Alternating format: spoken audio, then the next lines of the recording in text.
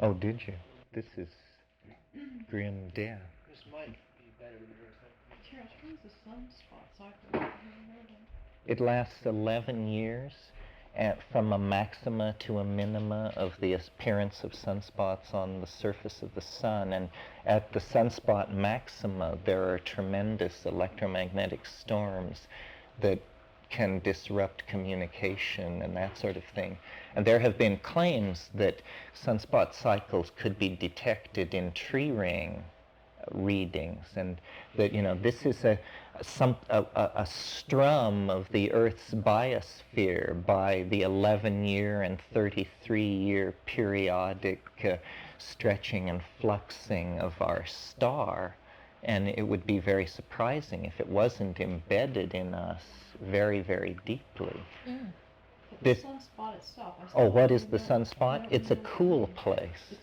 It's a cool place that's many thousands of degrees cooler than the surrounding area on the sun, and they drift from east to west, more or less at the sun's equator.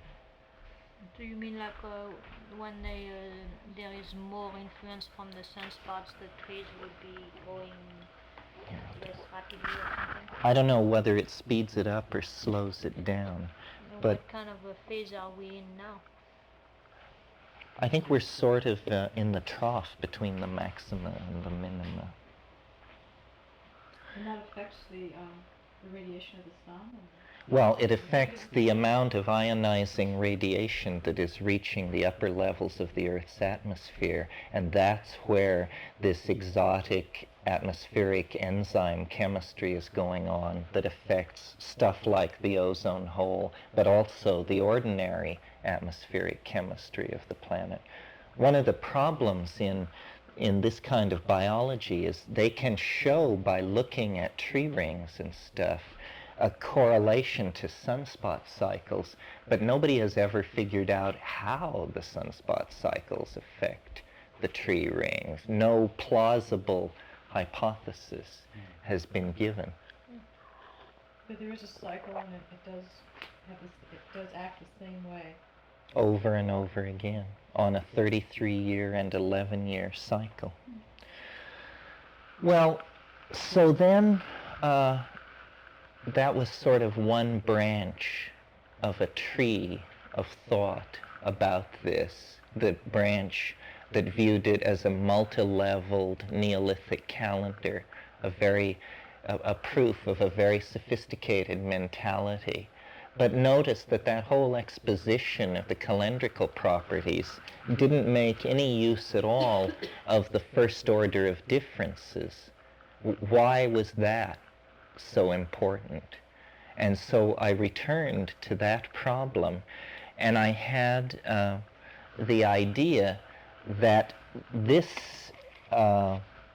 little wave that I showed you, which is the sequence running forward and backward in its totality, that again, applying the principle of hierarchical thinking, it could be used to construct a kind of a super hexagram.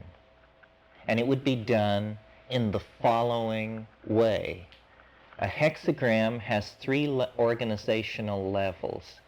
It is composed of 6 lines.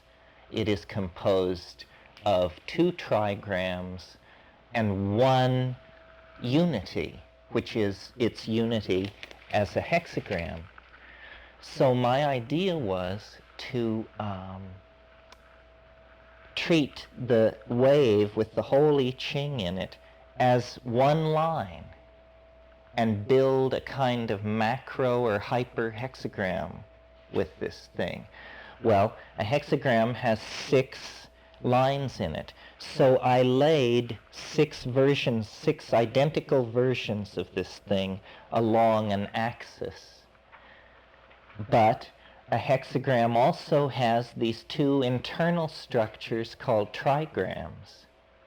So over the 6 linear waves, as I called them, I laid 2 trigrammatic waves in exact proportional arrangement.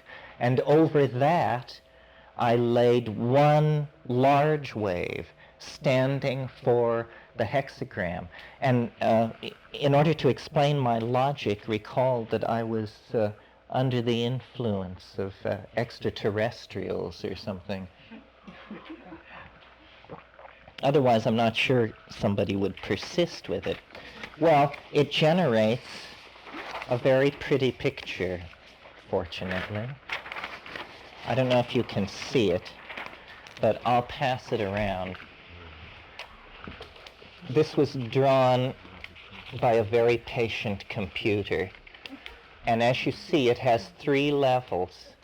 It has an internal smaller level in red, and a middle-sized level in green, and an overstructural level which is yellow.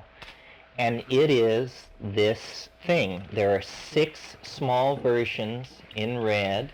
You can see the closure.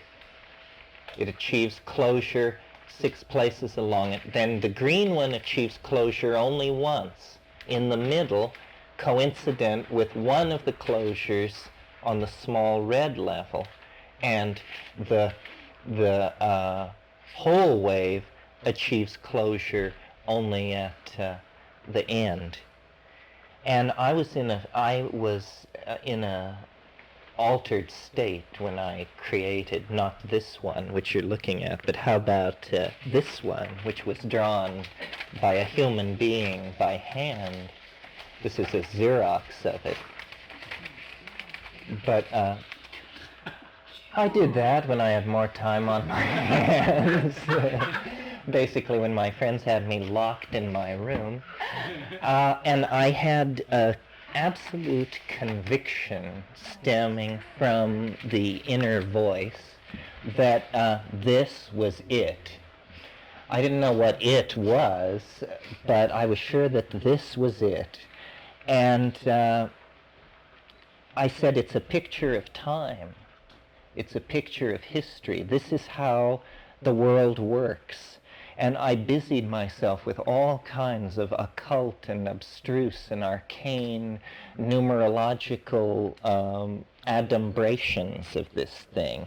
I mean, I would run my nose along here, and I would look for places where it touched and places where there were pseudo-symmetries, and then I would compare it to my own life and to the history of the human race as it is recorded by historians. And I would try to fit and understand. I mean, like, here's a very interesting section, see, where it all comes together, and there seems to be some kind of very suggestive congruence. And these are hexagram numbers here. Well, we had that for the numbers. That's curious. What are they saying? You mean what numbers are here? Well, on the small level, this is a 32-32, occurring in a trigrammatic level of a 52-12, occurring at a hexagrammatic level of a 25-39. And you could see it's just a growth industry of interpretation. I mean, you could hurl yourself into this endlessly. It has the richness of astrology and also the ambiguity of it. So what people told me, who I tried to lay this on, was they said, this is a mystical doctrine. No one on earth can understand this except you, and you change your opinions daily.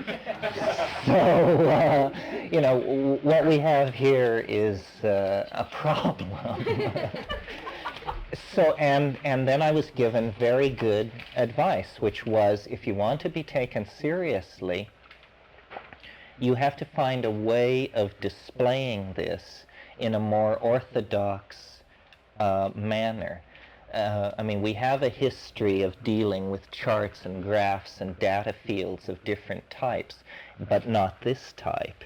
You must find a way to quantify the qualities in this that you treasure and transform it into something else, which is more familiar to the cultural machinery that must be brought to bear upon it to judge it.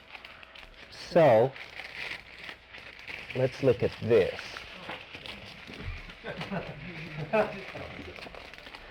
Now, let's slide it so we see them side by side. Now, the notion is that this is mathematically equivalent to this, that all the qualities that I found interesting here, which were qualities like skew, parallelism, degree of approach, stuff like that, I after years of getting no help from anybody, the Logos actually delivered unto me this method of quantifying this kind of a fractal, and it turns out it is a fractal. I mean, I was reinventing several branches of mathematics because I was so stupid, you know. What makes it a fractal? What makes it a fractal is that it's made up of self-similar units. You see, it's this thing 6 times and 2 times and 1 time. So it's its self-similarity that makes it a fractal. Now, let's see. Well, I would bet, I don't hold me to it, but see how everything sort of comes together here and falls into parallelism? Probably if we were to count it out, that's this steep dive here.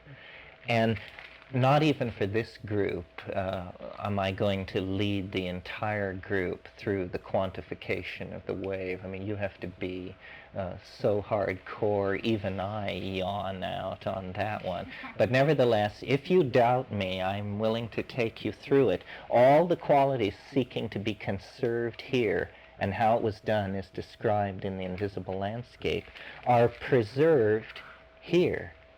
Now, I had a very strong intuition, as I said, that this was a map of time, that what's being depicted here, and this notion slowly grew over the years, is the ebb and flow of this quality, which I named novelty, but which the Chinese named the TAO, that the TAO can actually be taken seriously as a formal concept. It's something which is coming and going from our world on a scale of centuries, days, months, minutes, microseconds. It is cycles upon cycles, from the astrophysical down to the quantum mechanical, all interlaid into a fractal matrix that can be given a mathematical description. And this fractal matrix stretches from the first moment of the Big Bang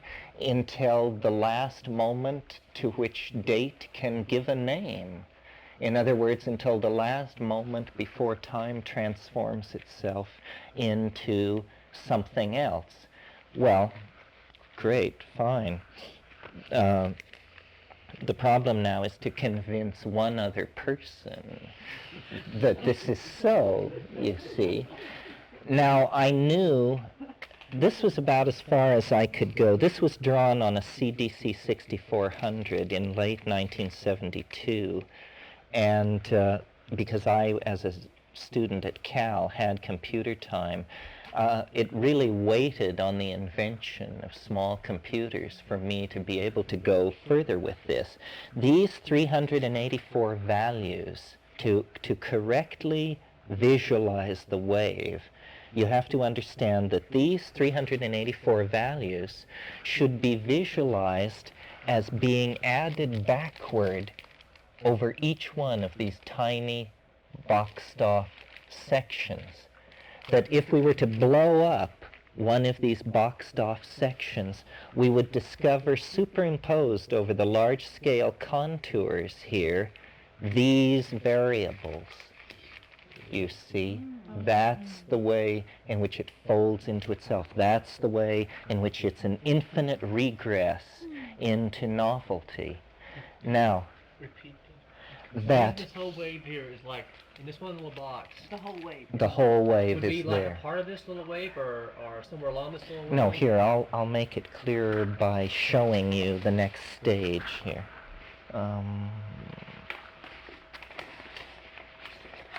Here was...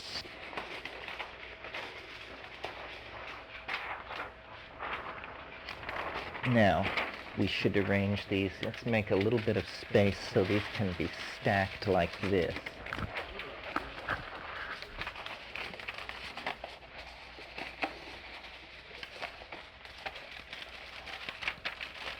that'll do for the moment. Okay, now, what's happening here is, and always bear in mind that this has been calculated from the King-Wen sequence. We've not wandered that far from the King-Wen sequence, but we're out into this stuff. This, which is three-leveled and bidirectional, has been mathematically conserved, is the formal term, mathematically conserved into this. In other words, this, from the mathematical point of view, is this. Now, to correctly visualize this, you have to imagine that in each one of its small segments, it is added back over itself this many values. To aid you in visualizing this, look at this last segment of the wave. See what it is? It starts out at about a 3, it rises to a 7, it falls to 0, and flows along. Can everybody see it? Okay, this is it.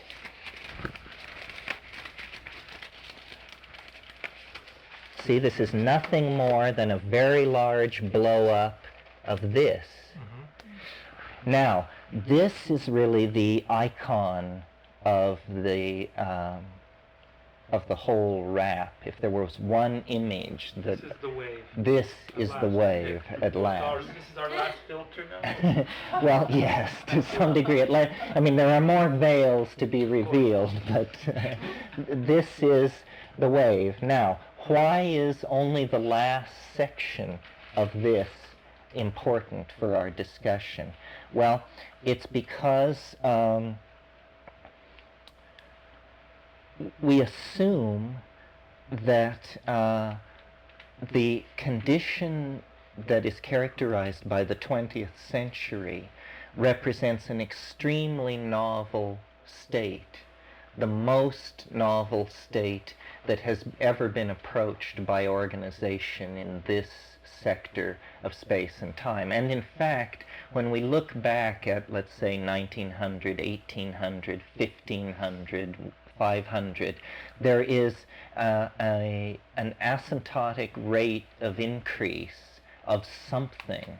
And I submit to you that this something could be called cultural connectedness or information transfer, but a cohesion is spreading over the planet and through the species at an ever-accelerating rate.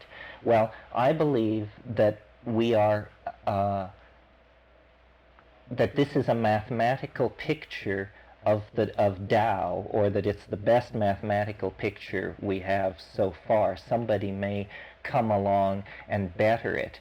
There are 3 levels on which this rap operates. The general level of saying we need a theory of the TAO, and it will probably be fractal, and here's an example of it. The next level, which says this is the right theory, and all that we need to figure out is where the end point is, and we will be able to have a perfect map not only of our past, but of all future time lying between us and the end point.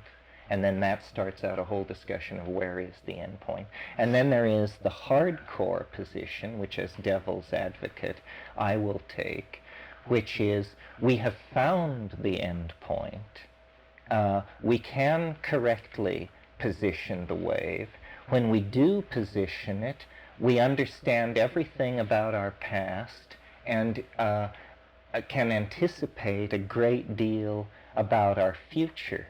Now, the problem with this is that it involves a really strange supposition that is as hard for me to swallow as it is for you, I'm sure, because after all, we're reasonable people. The supposition is that this whole thing is rotating around an axis point that is only about 24 years in the future. Now, it's hard to interpret exactly what that means.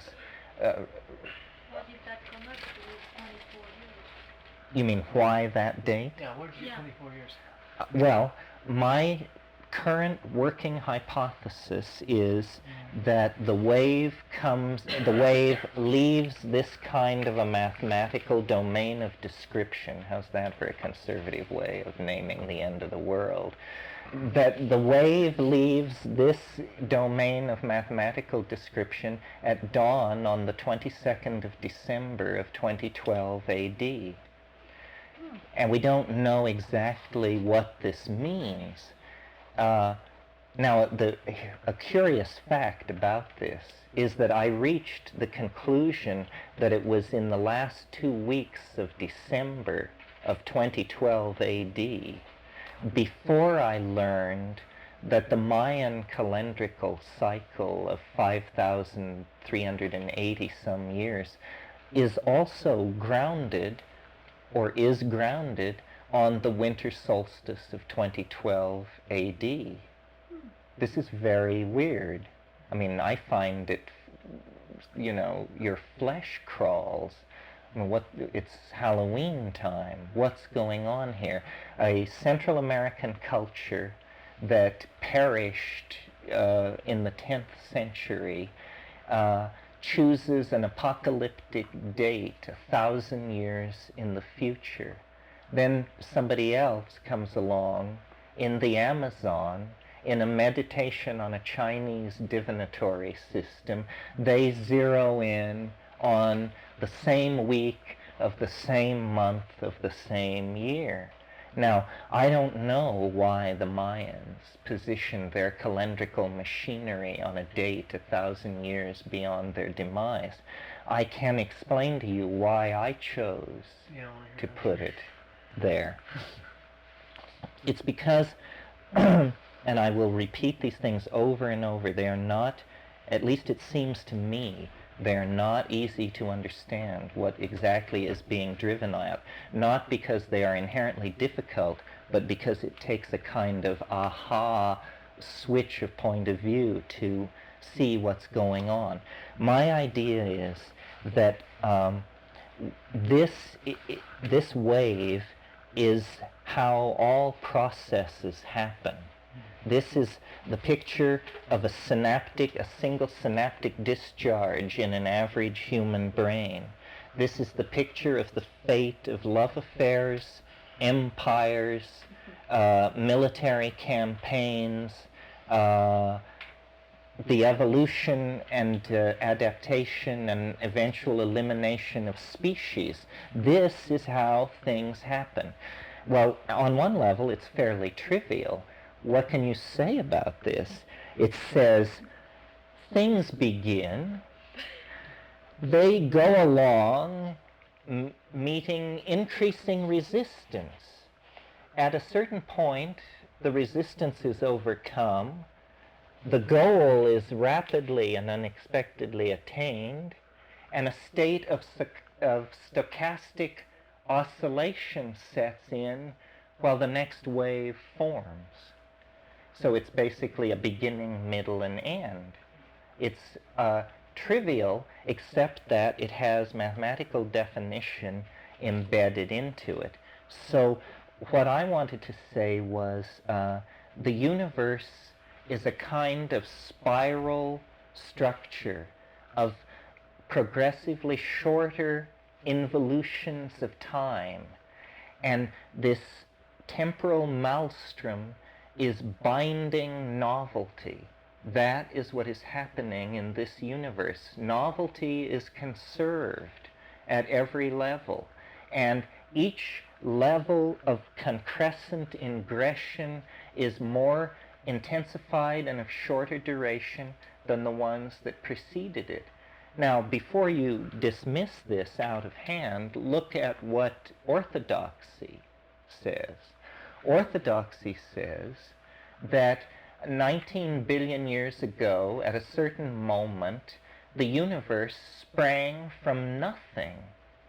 It was smaller than the diameter of a single proton, and it, for reasons that cannot even be decently framed, sprang from nothing.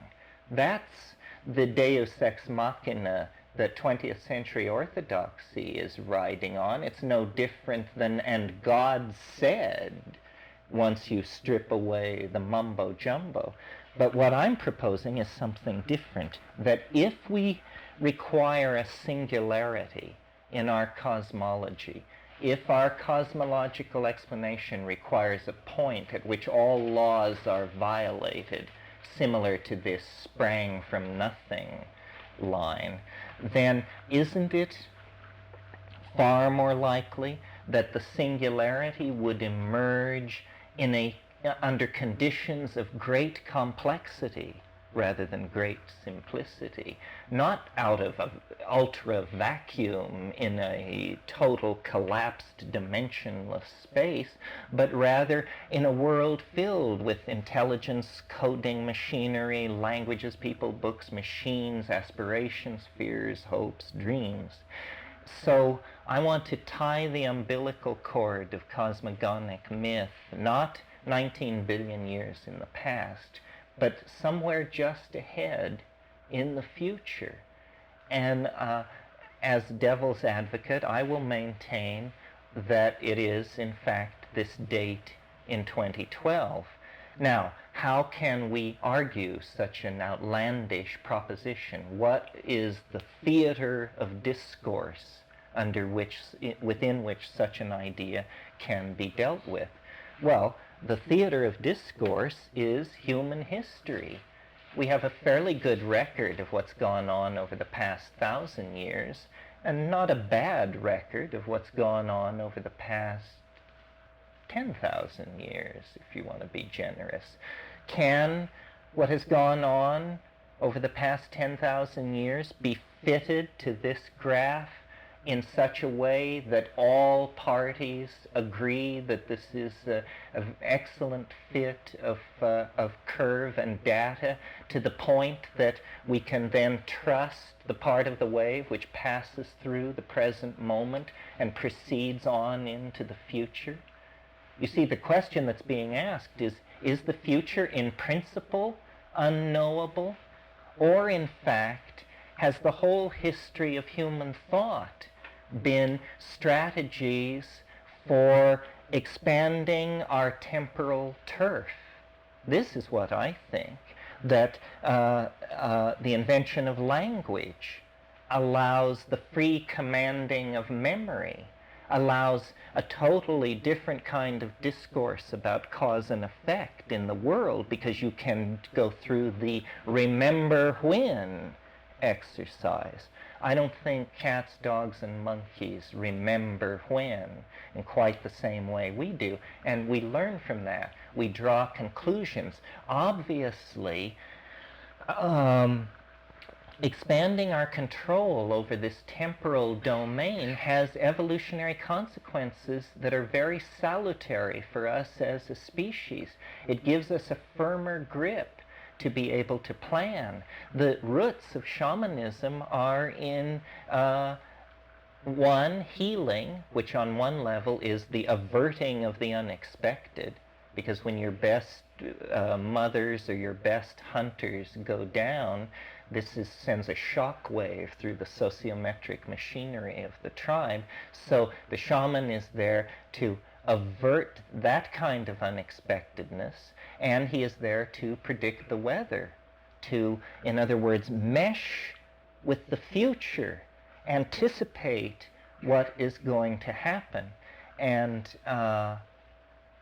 over the next few days, what I will try to show you, we have a computer program. It is not the one running. The one running is seeking a sequence like the King Wen sequence and not finding it.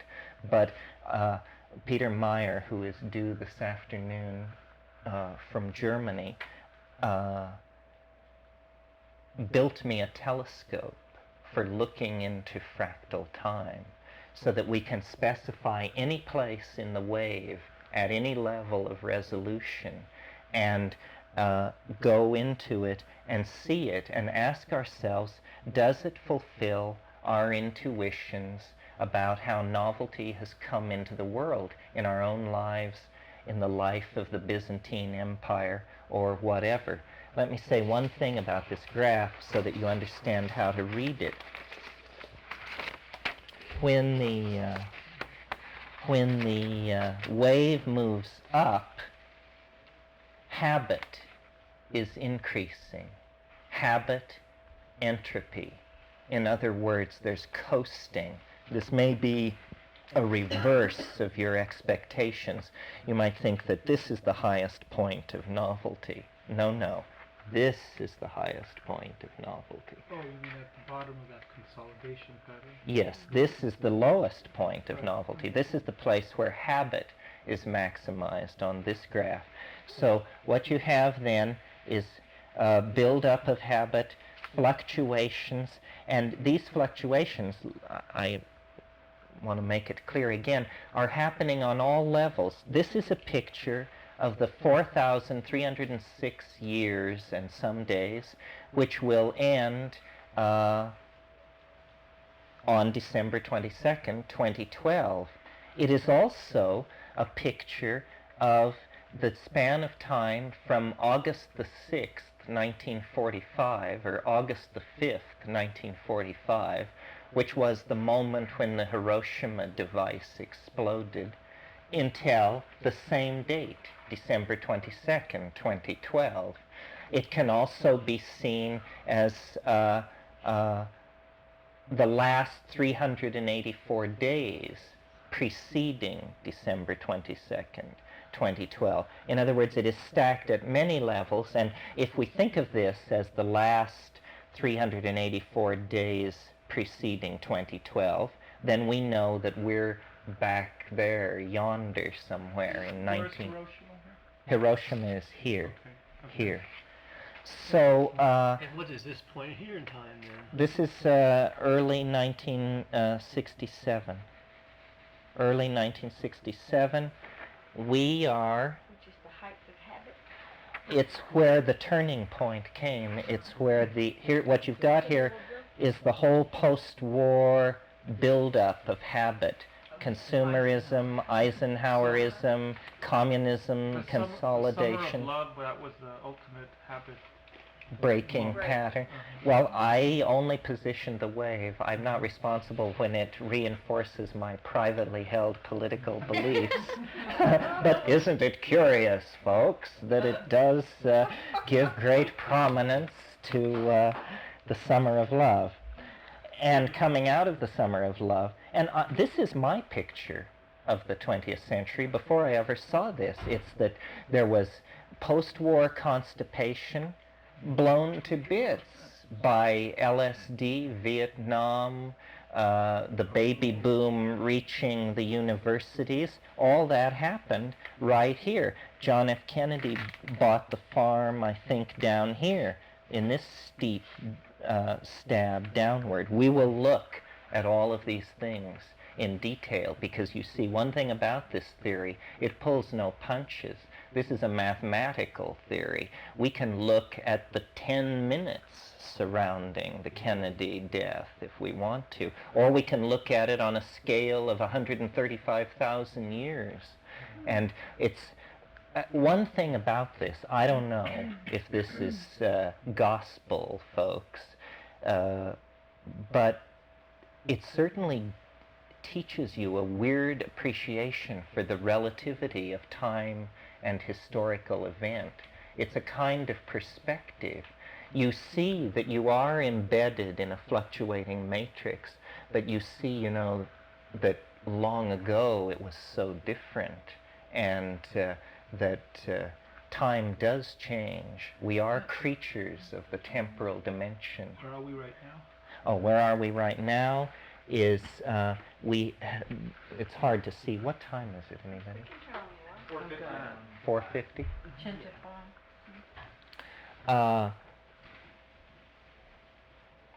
Okay, we've just come over this peak here.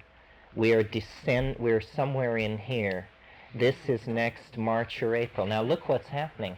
We are just, almost as we speak, passing into a domain of novelty which will last until 2012 and which will never again be as habit constrained as even our immediate past.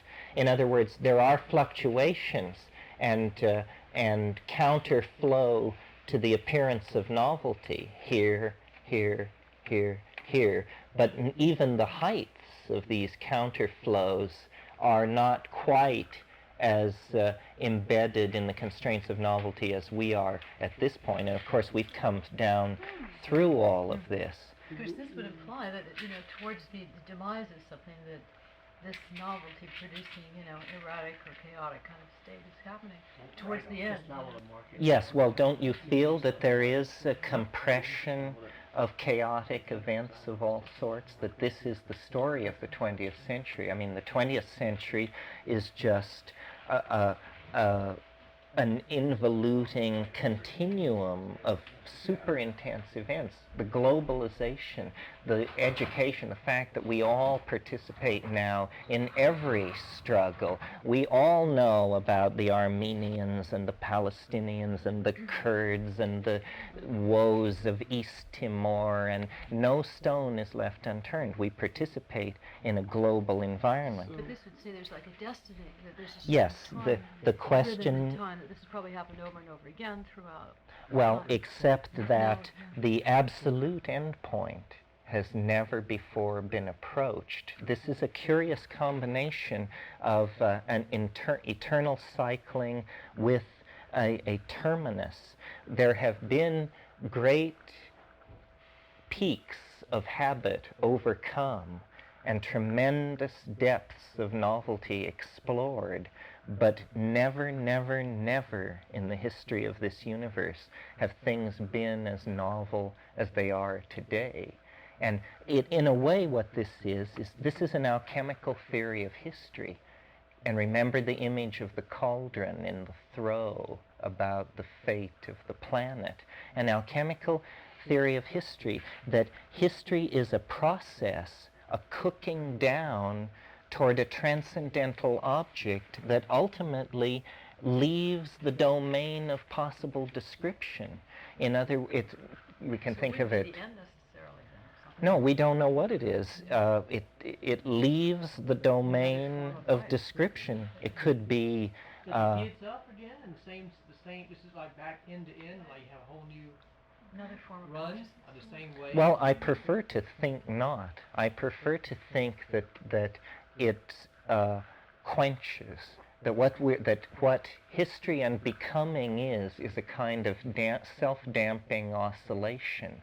And it's like Robert Flood's image. He was a 16th century alchemist, 17th century alchemist, of the cosmic monochord. Imagine stretching the cosmic monochord and letting it go, and then this tone sounds, and that is the base tone of the evolution of stars. And then its harmonic overtones, as it dies away, can be heard, and they are of higher octaves, and they indicate more rapid kinds of processes, biology, transforming planets. And then as those overtones die away, there is yet a more distant set of overtones at a yet higher octave, a more rapid kind of oscillation, and that is characteristic of human consciousness, human history.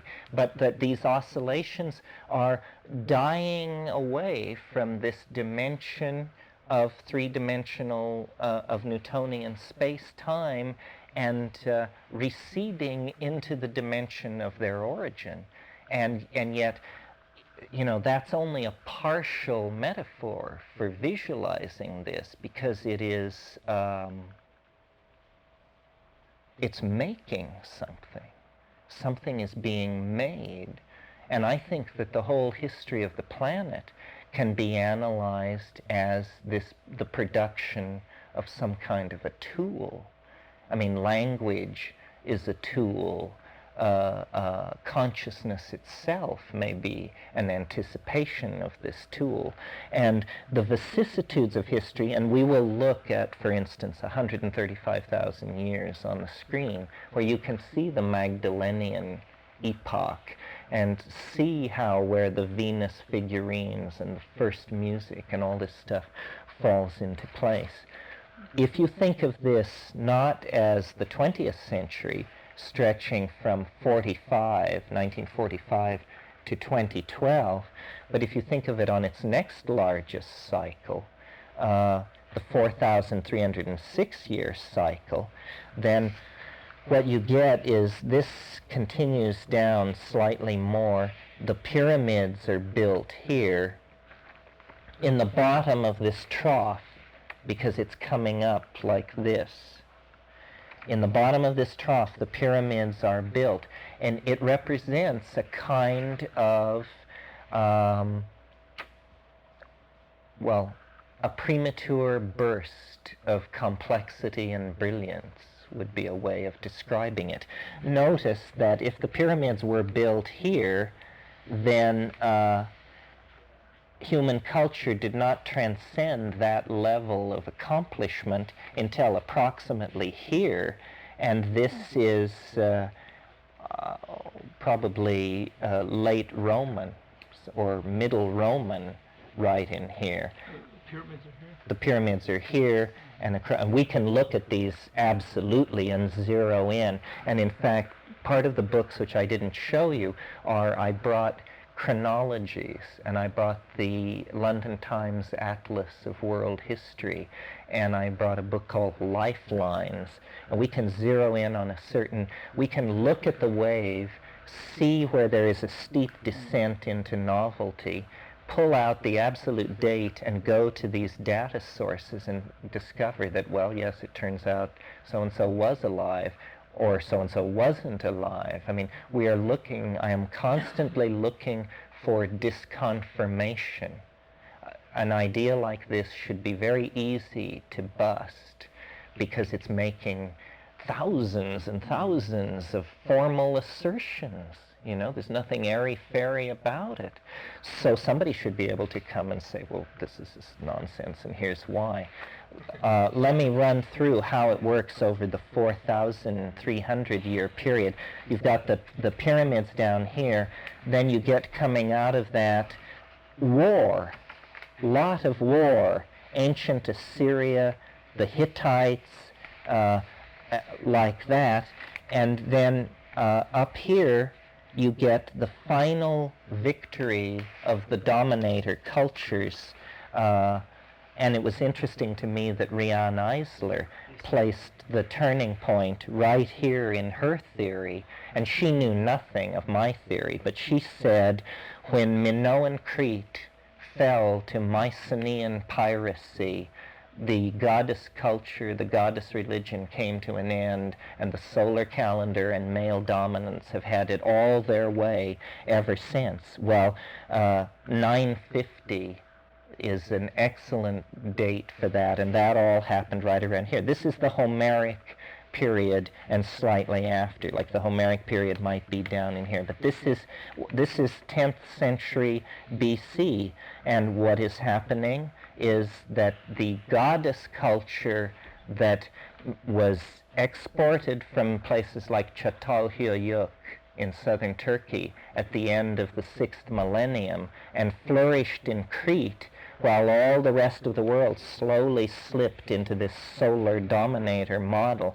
Here then the wipeout was complete, and the cascade of cultural institutions instituted by the solar dominator culture then come into play. This steep descent, unusually steep descent here, is Periclean Athens.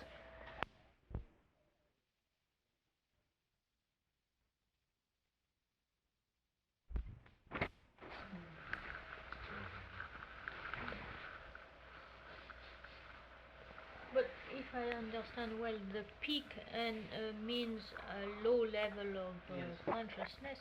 Well, it means the turning point.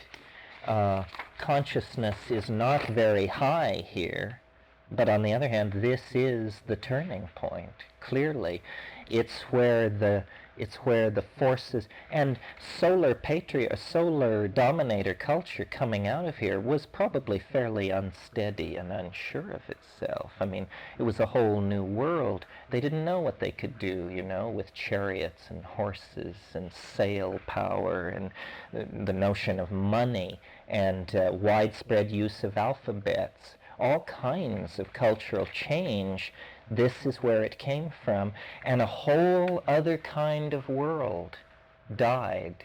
I mean, even the Greeks of Plato's time were looking back at Homeric Greece, at the Greece of the gods, not the Greece of the philosophers, and a whole other psychology typified by ancient Egypt, Sumeria, the pastoral goddess-oriented cultures that had evolved in Africa and spread across the ancient Middle East. That was all subsumed right about here. In other parts of the world, this is when the Aryan people began to move south from the Caspian Sea and raid the pastoralists on the plains of Iran and Iraq, bringing with them, their extremely solar dominator model of culture. And let's see. I assume that's the Renaissance here? No.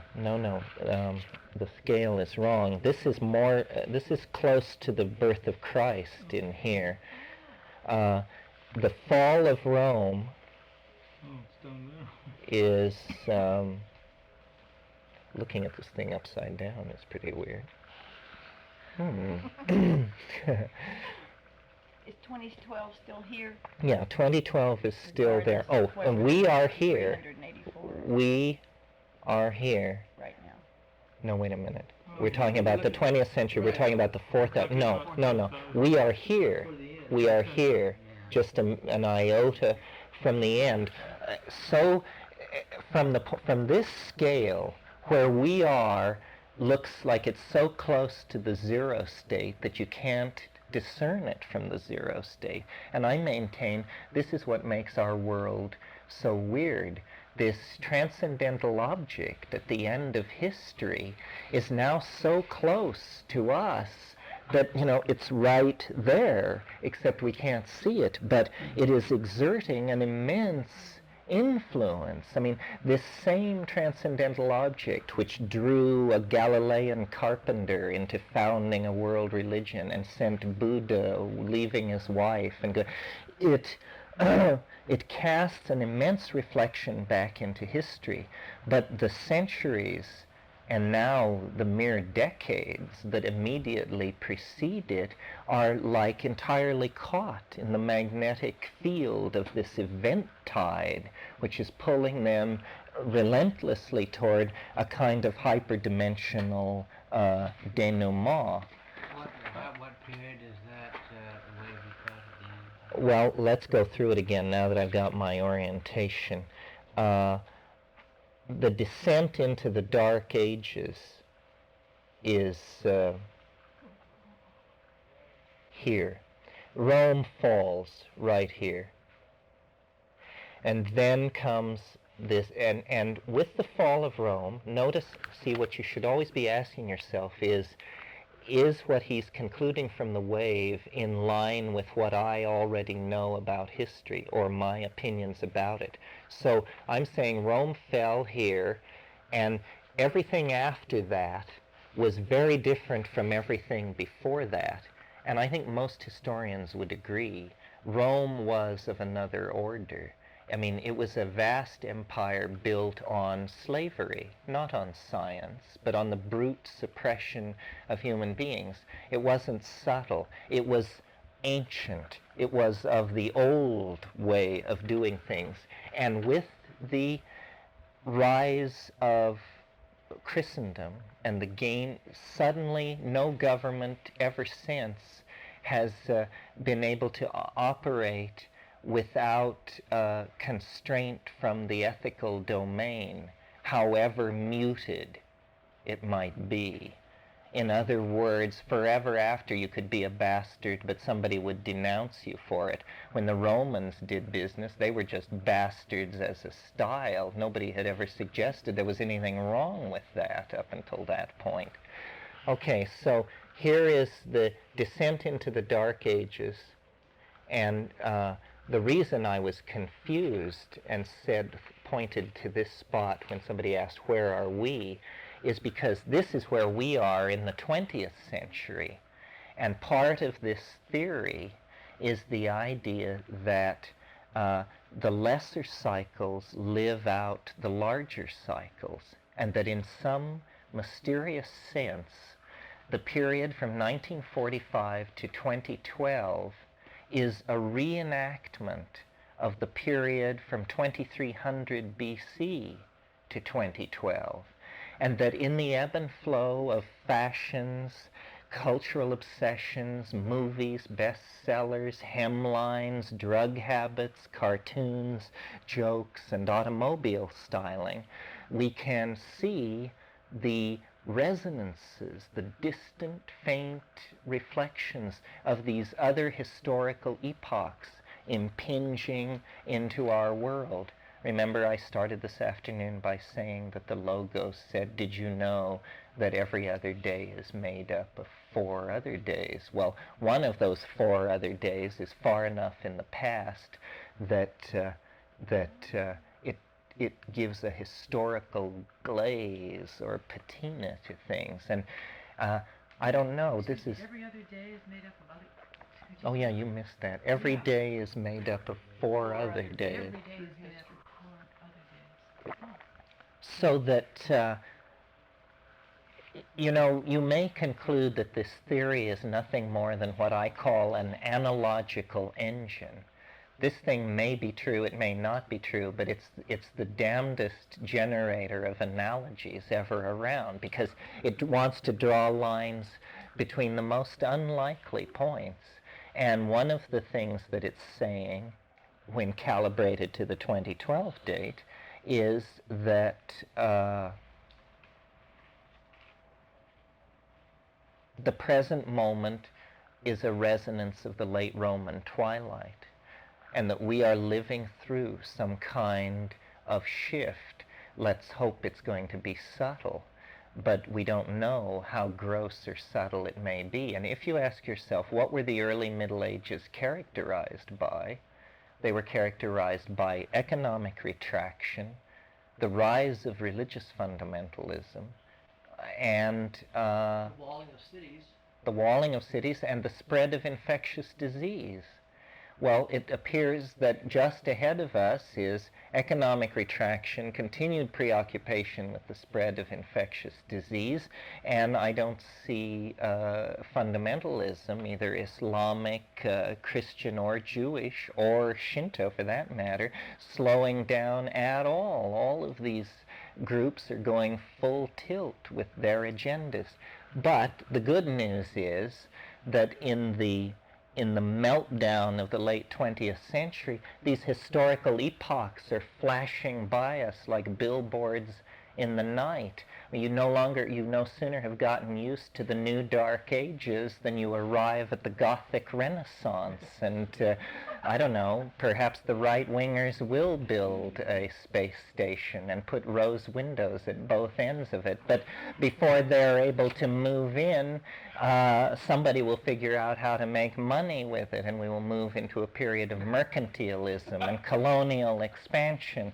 And of course, that will lead to a series of scientific breakthroughs and theoretical understandings of the nature of the universe that will parallel the Newtonian and Cartesian breakthroughs of the European Enlightenment, and by that time we will have reached 26 or... What sort of finality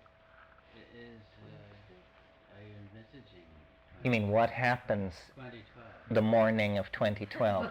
Well, Not in the morning, let's say. the day of midday, yes. We don't want to jump the gun. Give it time to do its thing. Yeah. What about the rest of the graph? This was just the tail end of the tail end. Yes. Let me see if I can explain it so that you understand it, and then I will return to your question. Yes. In a sense, the whole wave is here, because in what you describe as all the other wave, which you are imagining when you speak like that to be out here, it is in here too, somewhere. And by knowing where, we can focus in and blow it out. And I was remembering the long piece of paper in which this was just a little squiggle at Yes. the end, and how much higher most of it was, which I guess would mean that the amount of novelty is, projected well, was much lower. obviously before life on Earth, the level of novelty was much, the level of habit, if you will, was much higher in the universe, because there were only the laws of physics, which Rupert likes to call the most ingrained habits there are. And then once life appeared, there was greater novelty. But once culture appeared, then there was a lot more novelty, an exponential burst of novelty relative even to that. Do you remember how in the long wave, what the little squiggle looked like? It looked like a very simple version of this, right? It came up, it went down. Well, notice that here it is. Yeah, I did. That, so this is that other thing simply poured over the terminal contour. And I think that if you don't assume that you're dealing with the terminal contour, you're lost in time. There's too much time. We could be billions of years from the concrescence. How are you defining novelty? Departure from the current or the present, or what? No, increased connectedness. Connectedness? Connectedness, that a situation is said to be, or an object is said to have dimensions of connectedness. And the more dimensions of connectedness to other objects it has, the more novel it is. So by using that definition of novelty, an interesting thing happens, which is you can then ask the question, well, what is the most novel thing in the universe? What is the most densely connected thing in the universe? Well, it turns out fortuitously or synchronistically or coincidentally that it's the human cerebral cortex, that this is the most densely ramified and connected material encountered in organic nature. Interesting, because the history of the past 1,000 years has been a progressive moving of human beings off the central stage of cosmic importance. But suddenly, if you shift what you value and say what is most important is what is most novel, human beings are zing right back in the center of things. But now, to your question, a lot of the implicit metaphysics of this theory is drawn out of Alfred North Whitehead, simply because I couldn't reinvent a new metaphysic, and I wanted this idea to be taken seriously by serious people, i.e. mathematicians and people with a history of being able to evaluate formal ideas. So I found Whitehead's metaphysic, as expressed in Process and Reality, completely compatible with this idea. Whitehead talks about, he uses the phrase ingression of novelty into ordinary space-time. In other words, he was a Platonist, and he viewed the ongoing theatrics of happenstance as a reflection of these Platonic objects doing what he called, in a wonderful phrase, undergoing the formality of actually occurring. And, that's where the action is where things undergo the formality of actually occurring, where they move out of the domain of the potential and enter the actual. One way of thinking about this theory that has been useful for me is like this. Science is the art of describing that which is possible.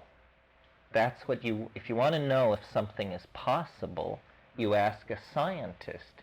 Can we go to the moon? Can we transplant genes? They are in charge of this. This theory addresses a different question, a question that is in fact almost never asked in the Western theater of discourse. It asks the question, out of the class of things which are possible, why is it that certain things undergo the formality of actually occurring? There is a vast number of possible events surrounding us, but certain things actually happen. We do go to dinner. We don't hike to Nepenthe. We do meet tomorrow morning. We do not go swimming in the ocean here. So, and that's what this seeks to deal with, to take the field of the possible and constrain and show that there is a previously unrecognized hidden constraint, the ebb and flow of TAO, or the flux of the novelty wave. Now, my idea is that and this goes to the question also of why is the whole wave in the end. There are very large cycles of time in this wave if we seek to include the life of the whole universe within it. To include the whole universe, dated now at 20 billion years, we have to use a cycle of 72 billion years. Then embedded in that is the life of the universe, and it flows along the wave. And then 1/64th of 72, which I make to be like 1.3, it reaches this terminal phase, this place where it drops down to the next level. These are zero values here. The last three positions in the wave have a quantified value of 0. What does that mean? It means they impart no value to the levels below them. Every other part of the wave has an integer, a positive integer value, which is added downward into the lower levels. But when you reach the terminus, the last three positions, the value is 0, and so it contributes nothing. So if you look at the thing over a very long period of time, it's a series of stair steps. It goes along for billions and billions of years, and then it undergoes a sudden drop and goes along, oscillating around the mean for millions of years. And then it drops down, and for tens of thousands of years, and then for hundreds of years, and then for decades, and then for weeks, and then minutes, and then picoseconds, and then it goes beyond the range of physics, which is Planck's constant, 6.55 times 10 to the minus 23. You don't calculate below that because it doesn't mean anything. How is this arrived at then if it's never happened before? I mean, how is this created? You mean what happens when we finally get there? No, I mean, how is it created if it's something that's never happened before? Well, it's never happened before, but it has all the momentum of pre-occurring events impinging upon it as a morphogenetic field. The idea is that the universe is making itself, that the universe is a process of autopoiesis, of self-generation, and that our existence, our ability to sit in a room and talk about this, is proof that we have entered into the short epochs in this process, and that human history does not wander trendlessly millennia into the future with outbreaks of fascism and communalism and religious hysteria. It's not like that. The last part, though, that it hasn't actually happened before. You said this completely new. Well, This stage we're in now, and this up to 2012, this is all new. So I'm wondering, where did this come from then? It's obviously all it's ever been. You know, it's new, and it's more. but it's in resonance with the terminal parts of the wave on larger scales. Yeah. How about this week with you? Could we fit it into that pattern? Can we find it? Yeah. Oh, could the whole pattern describe just the week with you, the mountain? Sure, tomorrow we will fire this thing up and we can look at this week and we can place it in the context of world history. But to this question of the concrescence, because for me it is the pith essence, because it is the singularity. It's the part, the impossible part. The rest is, God knows, improbable. But the final part seems utterly impossible. It's that the universe is coalescing, melting down, turning into a hyperdimensional alchemical object. Recall this morning that I quoted Confucius from the I Ching saying, the person who properly understands this sacrament, this sacrifice, can hold the universe in the palm of their hand like a spinning marble. I think that this is the literal promise of the thing, and that the universe can be made into a spinning marble of a sort, that there is concrescence into another dimension, that all of history is the unfolded version of something which is going to fold up in the next 24 years. And all boundaries, all cultural expectations are going to be superseded, that the transcendental movement is about to hit the jackpot beyond their wildest dreams. I mean, better than the Second Coming, better than flying saucer invasion.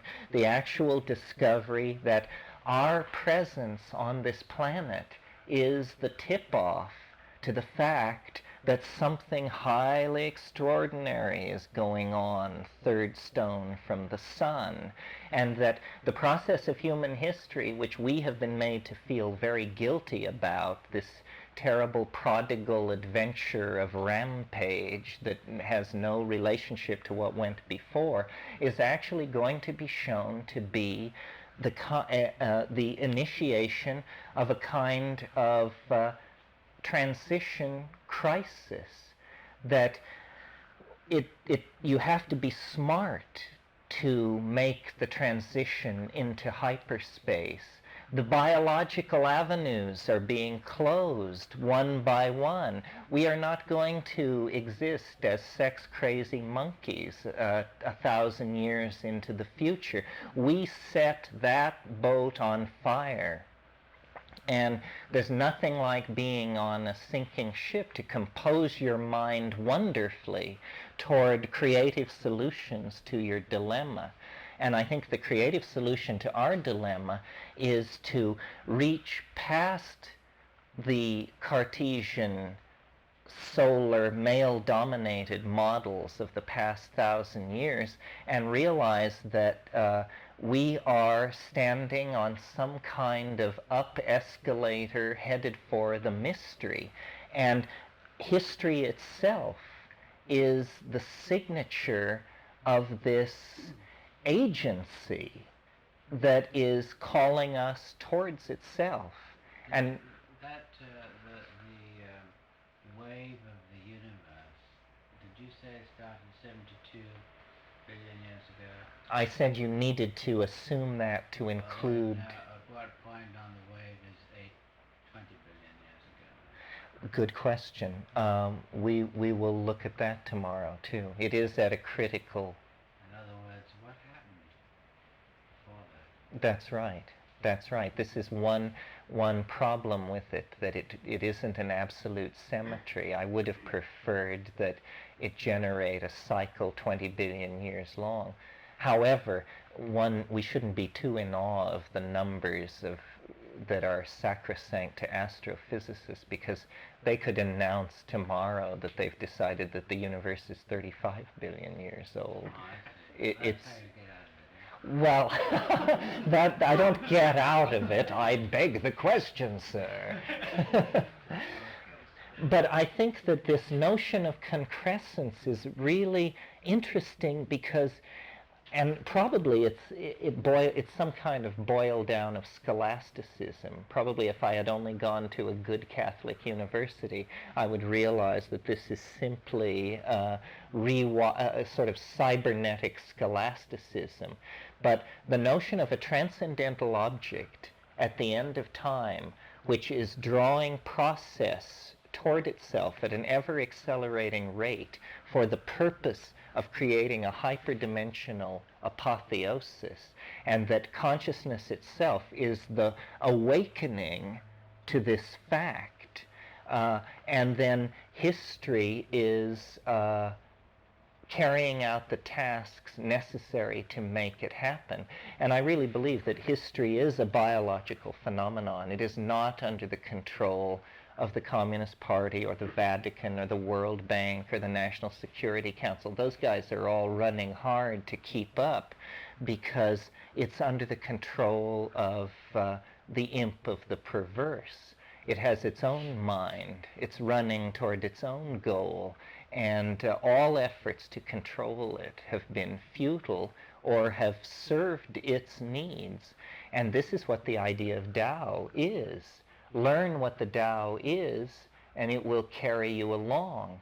Find out what the real script is about, and you will be able to play your role with much greater flair and alacrity. Yeah. How do you reconcile concepts of morphic resonance that seem to point towards something resonating forward at any rate, and your concept of something casting a shadow and resonating backward? Well, Just the two, no, they're mirror images of each other. I've talked to Rupert about this, and it's only for purposes of making an utterly unconventional idea not completely unacceptable that he places the origin of the morphogenetic field in the past. It would work. The whole theory works perfectly if you assume that the flow of causal efficacy is in the opposite direction. Also, Terence, what other metaphors have you played with in your mind within the historical context? Like, if you ever considered it, let's say, maybe from terminology that I've assigned to Leary, the wave of intelligence itself, DNA, RNA, consciousness, whatever. Yes, well, one way I think of it, and when I experienced it most intensely, because this is not, and I would like to convey this over the week, it may seem like a head trip, but it is actually an experience. I mean, in other words, once you get this down, it is something that you can feel. It's there, and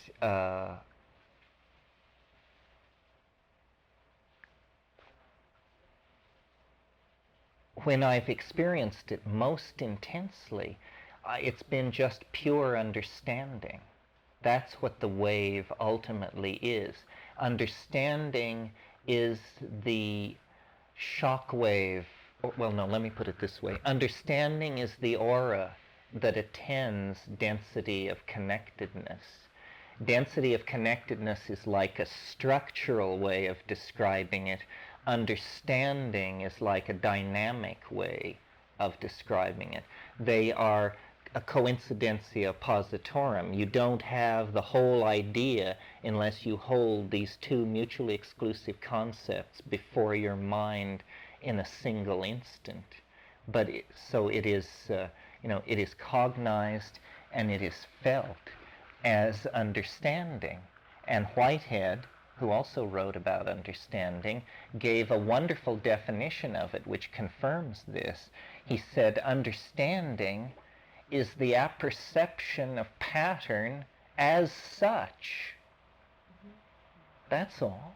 It's intuitive too, isn't it? A lot of us, the understanding. Well, apperception probably covers the term intuition. AP perception? Mm-hmm. Perception? Mm-hmm. So if it is the apperception of pattern as such, then understanding can potentially deepen infinitely, because the depth of the pattern we may presume to be infinite.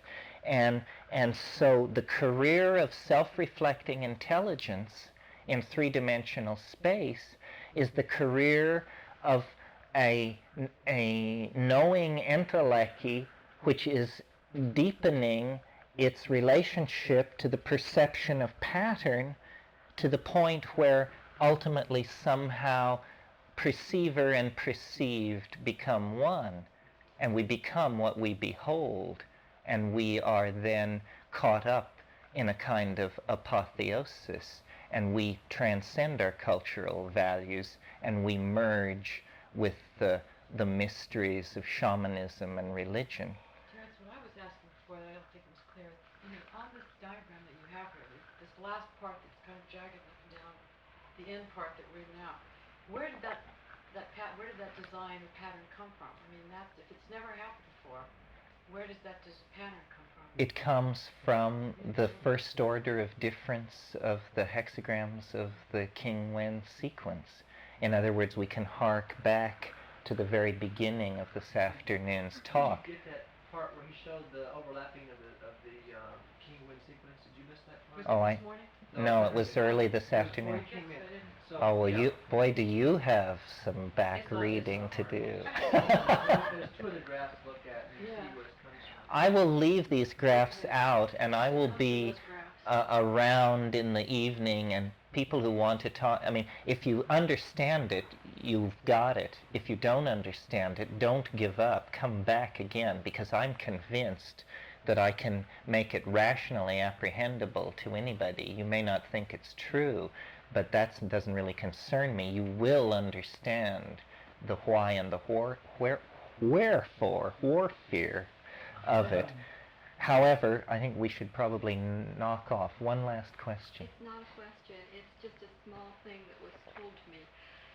An astrologer in Pune told me that he saw my life extending to 76, 77 years of age, which coincides with the end of that. Oh, really? 2012 AD. So you're supposed to die then? Well, that's what it's Mr. Iyengar's astrologer. I don't remember his name. He's in Pune. Well, there's a very funny coincidence built into this, and there's a real crazy domain which I won't even talk about until I trust you more. All right. But it has to do with what it's like to be the person who figured it out. Because that too, you see, was an event in time, and something which happened on the historical continuum. Do we cover what happens does like everyone on the planet together does this trip at the end? Well, that's something that we'll talk No matter about. what their interest is in life. You mean does it overwhelm you whether you're a philosopher, gigolo, research chemist, or taxi driver?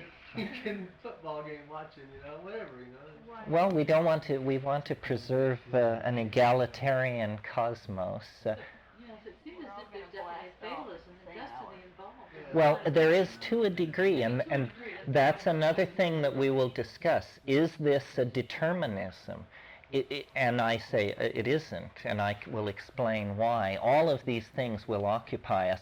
How I saw this afternoon was basically just a fast swipe at all of this. There are all kinds of issues about how do you think about history, about what is determinism, about what is novelty, constraints on activity, the relationship of the human experience to the life of the planet, new ways to think about the future, and there are strong objections. The thing is, what you learn when you deal with ideas is they can only be self-consistent, and that's what I've tried to do with this. So I would be most grateful if internal inconsistencies seem apparent to you, that you point them out. The one thing that came to mind when you first started this whole process about the mathematical quantification, actually, of those diagrams you had earlier, was Lao Tzu and Tao Te Ching was addressing something about trying to understand the Tao, and says that the Tao that can be named or something is not the Tao, or something along those lines. He was trying to say you couldn't really describe or talk about it. So that's my first idea was, well, are we approaching something that you can't really even do, but you've done it, so. Well, I'm not sure which part of the Tao Te Ching you're quoting. The beginning lines are, in the Whaley translation, the way that can be told of is not an unvarying way. It means that the way that can be told of is a varying way, and that is exactly what this is. But there is a tradition to treat the Tao as beyond description, sacrosanct, unspeakable, the depthless mystery. The thing is, don't worry. When you've got all of this down so that you can draw these graphs in the dark, the Tao will remain a depthless mystery. Okay, let's knock off there.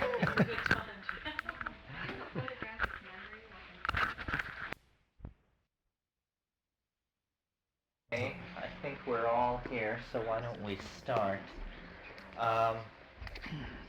This is one of our unusual evening gatherings to hear from someone who comes in from outside of the group to share their take on the kinds of things that we're concerned with. David and I have talked a little bit about the I Ching when we were together at Ojai a few months ago, but basically we only discovered our mutual interest in it, and then we were parted. David is involved in computers and in the writing of forecasting software for use by management. So we're talking here about a whole different slant on the application of forecasting techniques, and for an entirely different kind of public. David wrote a book called The Sphinx and the Rainbow. How would you describe it? Is it? The subtitle is Brain, Mind, and Future Vision, and Shambhala brought it out originally, and then it was a Bantam New Age book, and it simply shows how we use the brain and the mind to predict the future. And numerous other books. David's known as a psychologist and basically a man of ideas. And he also has the distinction of being the partner of Rian Eisler, the great lady archaeological revolutionary, who's discovered and made cogent, rediscovered and made cogent the notion of partnership. I thought we might get Rian tonight as well. She and I appeared at Ojai a few months ago, but she's getting ready to fly off to LA. However, David Loy. Well, let's see. Now you've been on I Ching since what, around 10 this morning? That's right. Yeah. Well, I presume that either you covered it earlier or everybody here knows the background, how the two great Germans, the two great Wilhelms, who you probably all have the Princeton University Press edition of I Ching, which is the classic one. The Germans have had their crack at it, and the computer programmers. And when I was considerably younger and much more enthusiastic about it, I used to, every Chinese person I saw at a social occasion, I'd think, I have something to talk to them about, and I would go over and bring it up and draw a complete blank. I never knew whether it was an embarrassment to them or whether I really got the feeling they'd never heard of it. I'm sure there's some Chinese out there, because I've read their books, that are into I Ching, but I never found one. Now, however that may be, the perspective I'm going to give you tonight is that of a social scientist, a Western social scientist, which may be, I don't think it's too alien to most of you. There doesn't seem to be anybody here wearing long flowing robes. Let me give you a quick idea of the rough territory I will cover. I want to first give some idea of how I see I Ching as the earliest form of social science. And then I want to take a look at it as a psychological system. I want to take a look at it as a prediction system from the Western point of view, because I don't pretend to understand how it really works from the Eastern viewpoint. I want to also take a look at it. I want to get into briefly its background as a male the male patriarchal bias in it. I think it's extremely important that we realize what we're dealing with here in this book, and that there is a need to be aware of this factor and to protect ourselves against it, both particularly males, but also females. You may not know of this. And I'd like to also get to at least one anecdote on my own personal experience in validating it, using it myself. Okay, now on the perspective of I Ching as a, and please interrupt me, because I'm going to try to cover a lot of ground quickly, and if it's not making sense, stop me. Let me clarify. On this idea of the earliest social science, to me it is not only that. See, I don't look at it just simply as a fortune-telling book. It is the earliest form of structured social science that I know, and in the thing that impresses me, it still remains beyond the social science that I know today. It's an amazing book, as you well know. Now, first, I want to contrast it with our own views of social science. Now, when we think of social science, we think of psychology, sociology, economics, political science, anthropology, all these departmentalized things. And as you know, if you've been involved in any phase of social science, if you stray out of your own bailiwick, you're suspect. But the fantastic thing about I Ching, to me, is it's all of those things. They didn't bust it up. This is back before they busted it up. This is true systems science. It's every one of those fields collapsed into a single book, a single perspective. Now, and it's also this, which is fascinating to me. One of the most frustrating things if you're a social scientist is you go through all this training, all those years of schooling. I went into it originally. I was 38 when I went back to graduate school, and I'd come out of the active world, and I figured they won't listen to me without a PhD, so by God, I'll get a PhD and beat them over the head with it and maybe get a little movement, or help get a little movement. And you go through all that training, and then you find that it's just damn hard to use all this training to get any movement, any social change, anything that you can affect, because of the tremendous gap between social science as a study and social action. Another beauty of I Ching is it is action. It is personal action. It is social action oriented. I understand that it was used by the Chinese communists, revived when Mao came in. I don't know. That may not be true. It may be true. But this is an action-oriented form of social science, which to me is a great plus. Now let me take a quick look at exactly what kind of science this is, because there's this question in this whole area of Eastern philosophies versus Western science. I had an argument with a great guy yesterday. I was telling him about a book that I'm working on now, which is on the scientific study of moral sensitivity. And he brought up, Buddhism, because he was a Buddhist.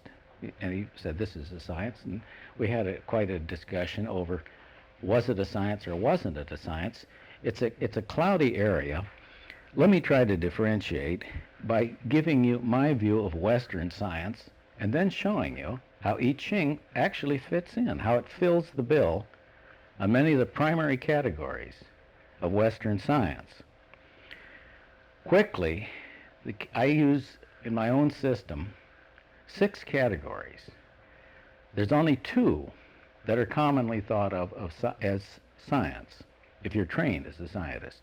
The first one and the first 2 are based on the categories of Jürgen Habermas. The first is the familiar one that everybody says is science. This is the empirical, analytical, XY, highly statistical routine. The second one is the historical hermeneutic approach. This is a rather fuzzy area, but this is everything, practically everything else that they dump into the scientific bag, where you're studying history or you're reading documents or you're going and living among the natives and observing them as an anthropologist. All this falls roughly into the historical hermeneutic category. The third category in my system is futures science. Now, there is an extremely important break that happens between the first 2 and the last 4. Now, the first 2, if you think them through, these are 2 methods for defining what is, and that's all they are. They simply record, this is the way it is. Now, and the great danger of just sticking with those is you become, they say that's the truth, that is, and you're missing tremendous dimensions of meaning, obviously. The third form of science that begins to get you out of being hooked into what is future science.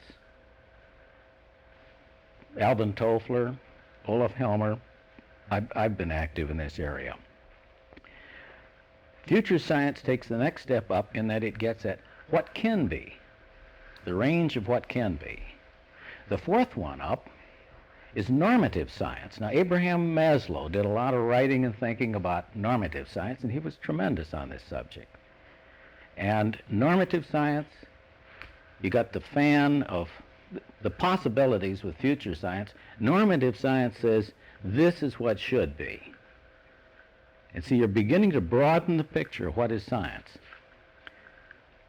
Now, the fifth one is, see, all these are missing the time dimension, actually. You can talk about future science, but, the futurists, one of the great difficulties of a lot of futurist works is here we are right here, and they're right out here. And you think, well, Jesus Christ, how do we get from here to there? What's going to happen, and so forth. The fifth type, to me, is what I would categorize the dialectical, developmental, evolutionary science. This goes back to Hegel, it comes through Marx and Engels, and it gets into Piaget. Anybody that's working with this time dimension in there gets into all the evolutionary things that are of interest right now. I'm a member of the General Evolution Research Group that Urban Laszlo founded, and Rian also is a member of it. This is what we're supposed to be doing, is evolutionary research. But see, this begins to get at this critical time dimension. What leads to this and that and so forth and moves from here to there, or what started way back here in the past and moves on into the present, moves out in the future.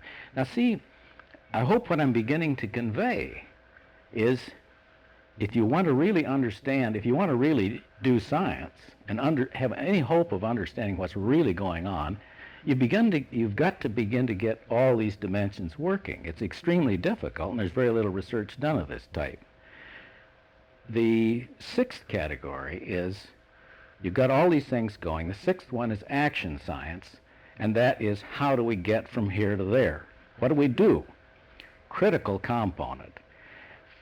Now, with those in mind, let me just quickly tick off how I see I Ching relating to these. And this is my case for why it is science. I mean, it is. I wouldn't say that the tossing the coins or the yarrow sticks, that's not science. But I don't pretend to, turn up my nose at it, because I've done it and I've been impressed with the results. And there's an awful lot there going on that we simply don't understand. But it's not science according to my definition. But the book as a whole, it's not obviously empirical analytical. It's heavily historic hermeneutic. It's loaded with these meanings, interpretation of text, and so on. In fact, that's very much what it is. You toss the coins and then you interpret the text. You turn to the great Princeton classic there. It's very much future science because it's giving you this fan of alternatives every time you play with it. I can't really find that it's normative science. I could be wrong there, but I don't get a solid feeling. It's not getting at what's right and what's wrong in that sense. It's very, very much dialectical, developmental, evolutionary science. And in this fashion, it is far beyond. It has a far greater feeling for this dimension than the bulk of Western science. The only thing that I can think of right offhand, there's a lot of it out there, I'm sure, but the only thing I can think of was the great dialectical psychologist Klaus Riegel was a friend of mine, and the dialectical psychologists, viewed as probably an obscure movement in psychology. Riegel died a few years ago, but they were into this, and they had a good feel for it. And lastly, it is very definitely action science. Okay, now, before I go on to it as a psychological system, does anybody want to raise a question, or I'll just plow on? Okay. Okay. Now, okay, as a psychological system, let me briefly compare it with our modern Western approach. Now, you take behaviorism, which most of us had to get through in one form or another in college. And this is the stimulus response approach, where one little thing leads to another little thing. It's very minute, it's a focus on micro behavior. You flip over to the psychoanalytic approach, and you've got the ego, id, and the superego. You're getting at the dynamics of parts within ourselves, and this is a focus on the person. You move on to the not only the Gestalt psychology, but the Lewinian form, not the Pearls form, but the Lewinian Gestalt form, and you get into part-to-whole relationships and whole-to-part relationships, and you're getting into the most important thing, to me, which is the systems orientation. Lewin had this whole wonderful articulation, not a wonderful verbal articulation because he was a horrible writer, but a wonderful doodle. He did it with doodles, these little diagrams and so on. If you soaked in them long enough, to me, one of the great tragedies of psychology is Lewin died before the computer came along, because without computer graphics, he was forced to try to simulate and get across to you what you'd get like that with the computer graphics, but he had to do it with all these little doodles, and most of the psychologists in his time were behaviorists, and they thought he was insane. But anyway, this is the system that I Ching is most like, is the systems approach, the Gestalt Lewinian. But what I want to go on to is how, in my view, I Ching goes beyond the Lewinian and the Gestalt systems approach, and in doing this moves into an area for psychology that would be really pioneering. Now, the key to the difference to me is that I Ching is a scenarios psychological approach. It's a plot-based approach. You've got 64 little mini dramas here, these hexagrams.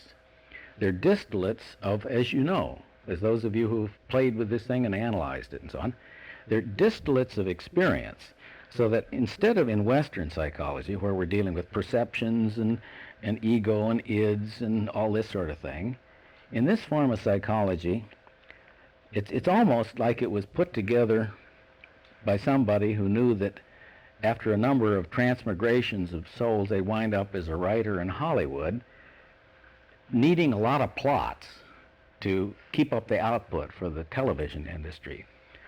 Because it's like somebody back there decided what are the 64 best-selling plots. What's really happening there in this plot form? And so you get these little mini dramas, and you select your little mini drama, and then that gives you a key to what's going to happen there. And the nearest analog to it in modern psychology, and the word conveys it, a wonderful psychologist that nobody's ever heard of. Fortunately, I was able to have some association with him, is Sylvan Tompkins, who produced an approach called script theory, which tells you the connection. In other words, it was trying to get at what are the scripts governing us. Eric Burney got into this to a certain extent back in the transactional analysis days, and he was very clever at making these little mini dramas colorful and memorable. And of course, that is another thing that I Ching does with such tremendous power, is they make those little dramas memorable. They've got each one plugged into a memorable image. They got each one plugged into memorable little layers of meaning in terms of family relations and the elder son and the younger daughter, and they relate it to the mountains and the change of seasons. So you've got, in the system, you've got truly this holistic feeling, all these dimensions going at once. They've all been interrelated. Ecology, family relations, political science, what you should do as the superior man. They keep referring to the superior man. It's the political handbook for the superior man, and bop, bop. And you've got all that collapsed in these little 64 hexagrams. Now, let me move on to how this fits into how I understand our own prediction system, which, obviously there have been vast changes over the past 2,000 years between the early version. What was it, about 2,000 years that Confucius, does anybody know, was it about 2,000 years that Confucius brought out the definitive edition of this? A little more than that. A little more than that. But at the beginning of the Han Dynasty. Yeah. Okay, well, but there have been vast changes, but still we're dealing with the same fundamental organism. We're certainly dealing with the same fundamental organism in terms of how we predict. And how we predict as Westerners, as well as Easterners, I'm convinced, I'll just run through 4 different methods we use and then relate them to I Ching. Now, the simplest method is trends. We see something going up and we figure, that stock is going to rise, I'll buy it. Or we see something going down and we think, that stock is going down, I'm going to unload it. That's sort of the simplest level of prediction. The next step up from that is cyclic behavior, where you figure, this is going to happen again like it happened last year. Easter is coming, I've got to, get the stock of Easter eggs, because, it's that type of prediction going on.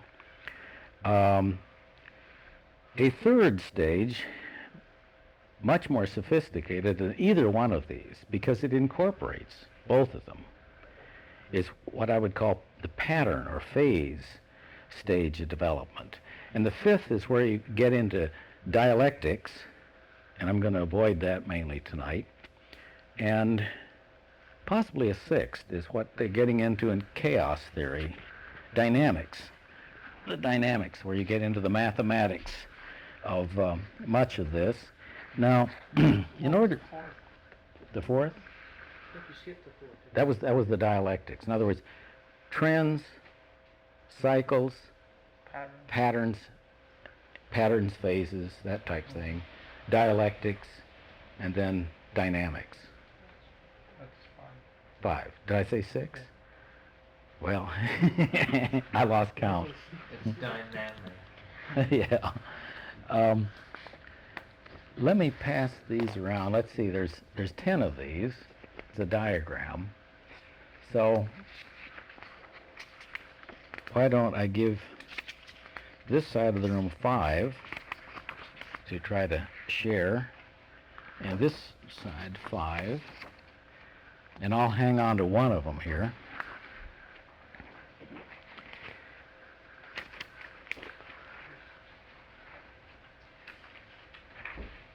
David, Hmm? are you familiar with the Elliott wave theory, the Elliott wave program in predicting the stock market? No. Mm-mm. I'm just curious if that might not be based on the I Ching. No. Hmm. No? No. What is it based It's a long story. on? Okay. But you'll hear Well, it before yeah. it's over with. Yeah, yeah. Okay, well, we'll come back and get his late. Go ahead. Okay, we'll get his long story later. Okay, now what this figure is it's not a giant, it's not a pregnant worm. It is an attempt to visualize this matter of pattern reading, pattern detection. And I'm going to attempt to give you a sense of this in steps. See, this is what I think is going on both in our heads when we're trying to predict using this type of approach, and it's also I Ching. In other words, this little thing here that looks like a pregnant worm, in a sense, is a hexagram. It's a plot. Starts out in one place, and it seems to be going in one direction, and then it sort of shifts direction subtly in the second phase. It's also widening out, widening in significance or something. The third phase, you can't really tell, maybe it's going this way, but maybe it's going this way. And the fourth phase, it's very definitely a phenomena, and it's grabbing things, and it's motivating and moving things, and it's something that it's one of the reasons that you're sensitive to prediction, because this, whatever it is going to influence your lives. This is your big opportunity, a hot stock tip, or it's a political phenomena, and you wonder whether you should jump on the bandwagon. It's that sort of, or it's love, it's anything of that sort. And then there's the fifth stage, which is the denouement, the decline. Now,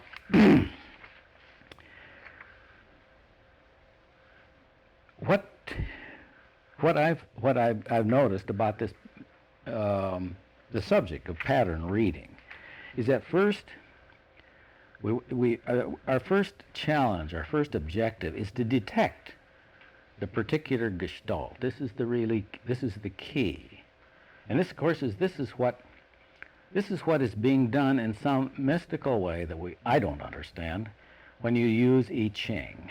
That first thing is it's detecting the gestalt. You toss the coins or the yarrow sticks, and you look through, and it is this particular hexagram. It's not the other 63. It's this particular hexagram, and that is the gestalt that you're going to detect.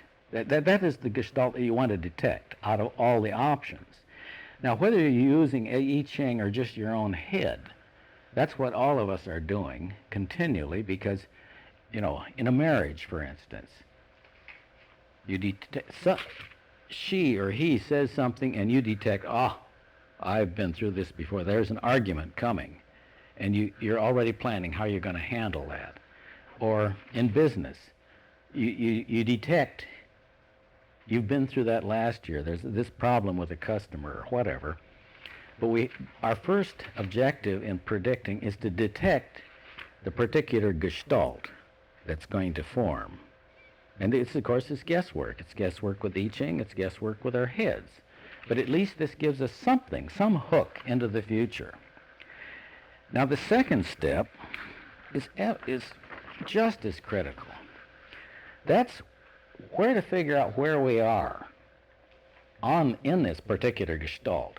We've detected the gestalt, and see, if those of you who have used I Ching, you'll recall that it's also guiding you, or you're guiding yourself with interpreting the words. It's also guiding you to this thing of where you are. Is this at the beginning? Is it in stage 2, 3, 4, 5? Where am I in this gestalt? You know, if I'm a real dope, and this happens to all of us, we suddenly realize we're way over in stage 5. The thing is dwindling and going, and we only just now caught on that we were into this particular thing, you know. And so the second task of ours, whether we're using I Ching or using our own heads, is this business of identifying exactly where we are in the gestalt so that we can take step 3. And only with these two previous steps, can we take step 3. If we can plot where we are in there, then we can begin to plot strategy. What are we going to do? Are we going to, you know, is this a disaster forming? Is this pregnant belly of the worm? Is that, is that the election of George Bush, or what is it?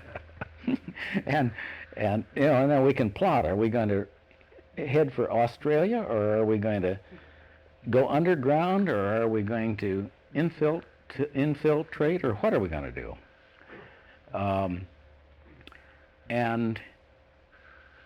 But that's the third stage. There is to plot what you're going to do according to what stage of the phase you're in, and then the fourth is the obvious one, which is to simply act.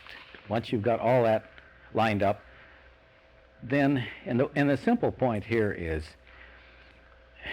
and we get misled by approaching I Ching as a game, you know, a parlor game or a idle entertainment. Certainly it's fun, but prediction isn't for prediction as a mechanism or an organism or a system within our lives is not just there for fun, obviously. It's there for our survival, for our movement progressively through life. So the fourth stage is to act out of that. I'm going to do a real fast pass at the dialectical thing, simply to note its presence in the I Ching. And it comes most directly across in the famous, you know, it's structured on the interaction, the mutuality, the conflict between the complementarity of yin and yang, and the famous symbol. It's also the firm and the yielding. And this is expressed, of course, in the firm, in the, you know, unbroken and the broken lines.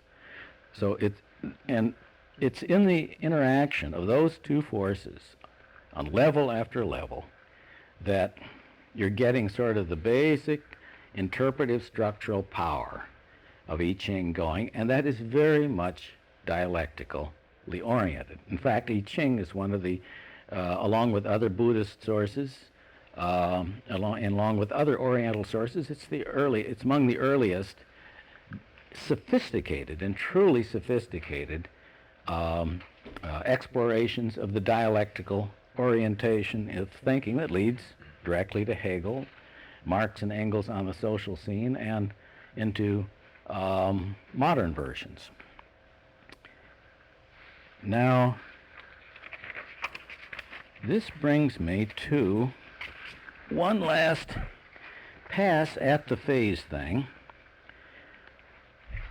This is an aspect of I Ching that is it's in one of the wings. It's not one of the biggies. It's not one of the ones they stress a lot. But it's not. How many of you ever heard of the 5 stages of change?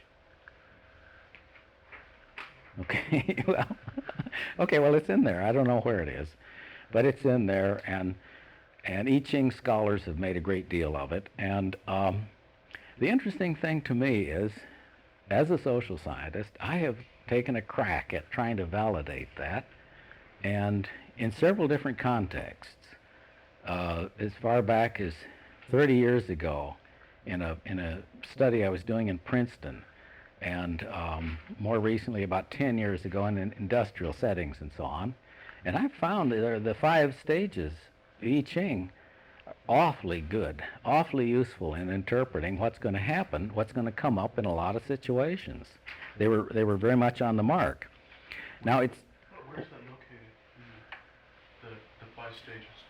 in the book, Where would you find that? in the index.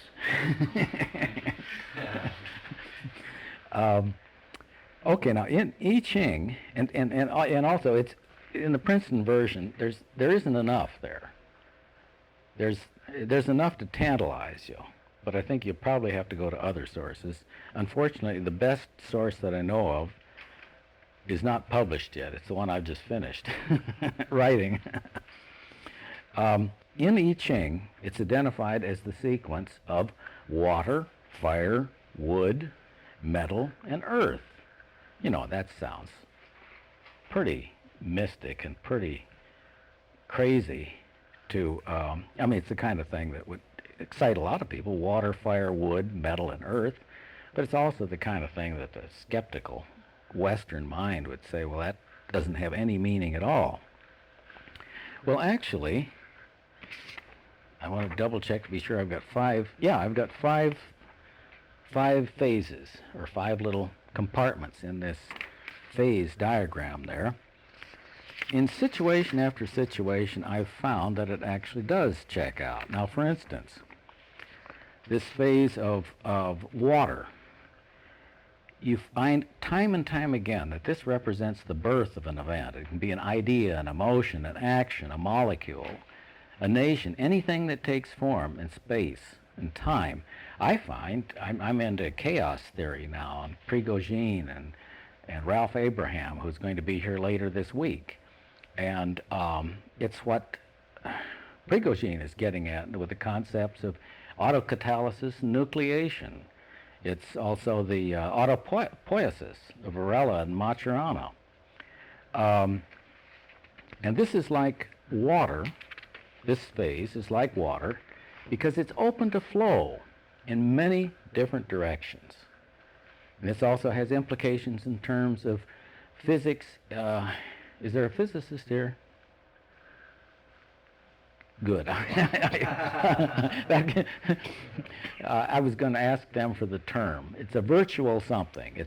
There's a terminology in physics where they refer to it as the virtual something. I forget what the something is, but the fascinating... The what? Image? No, it's not the virtual image. Virtual particle? That's close. I don't think that's it. But the idea is physicists find, and they have a word for it, that when they really get down there to the ultimate, that the birth of an event, there are all these different possibilities.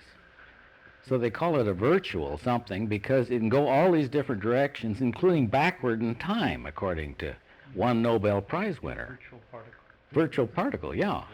And so this is what these canny Chinese were getting at intuitively 2,000 years ago. It's the beginning. It's this water thing.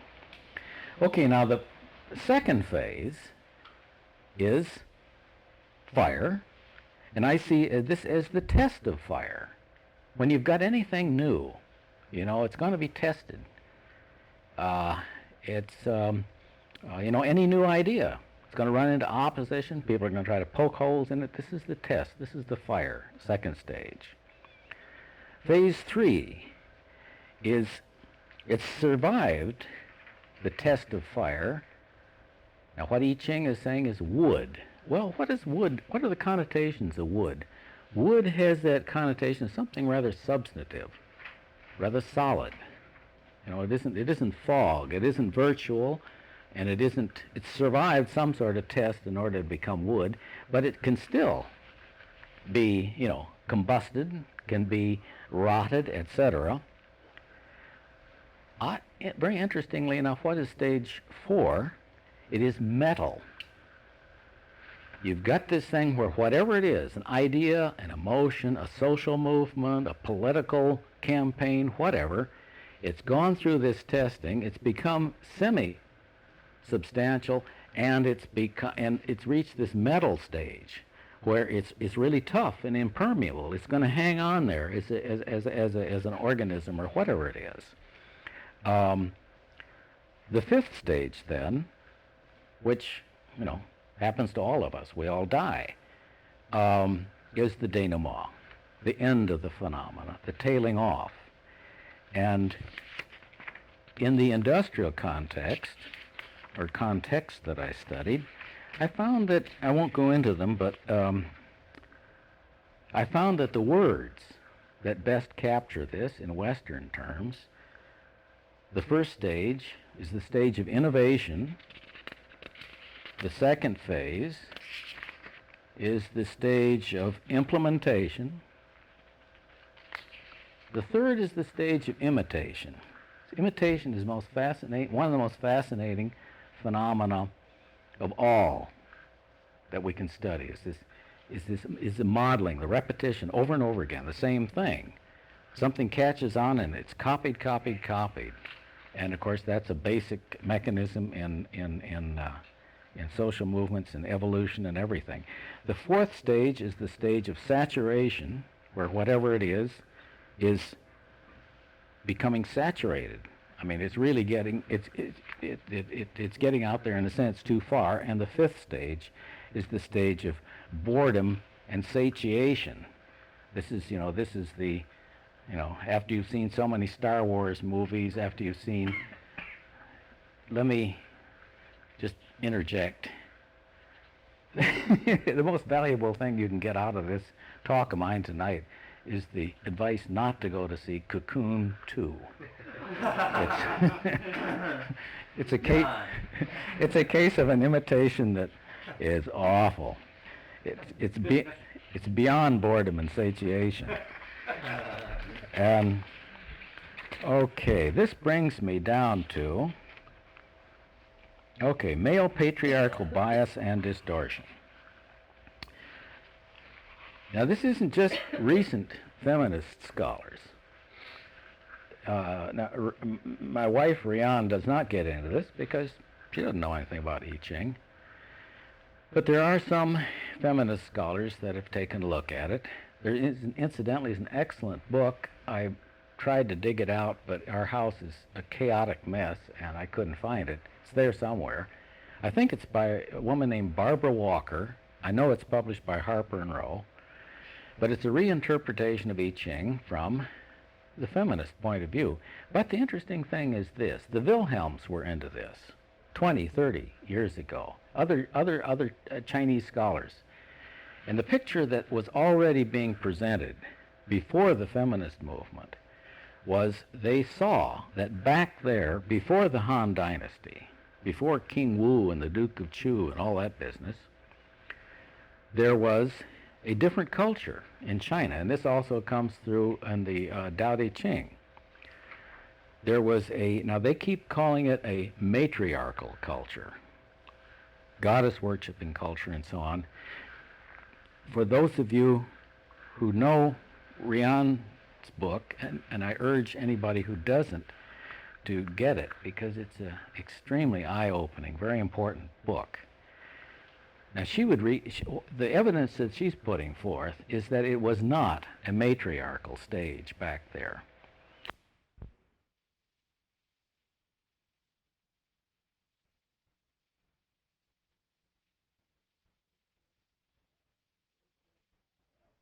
Evidence we have is that it apparently was literally worldwide,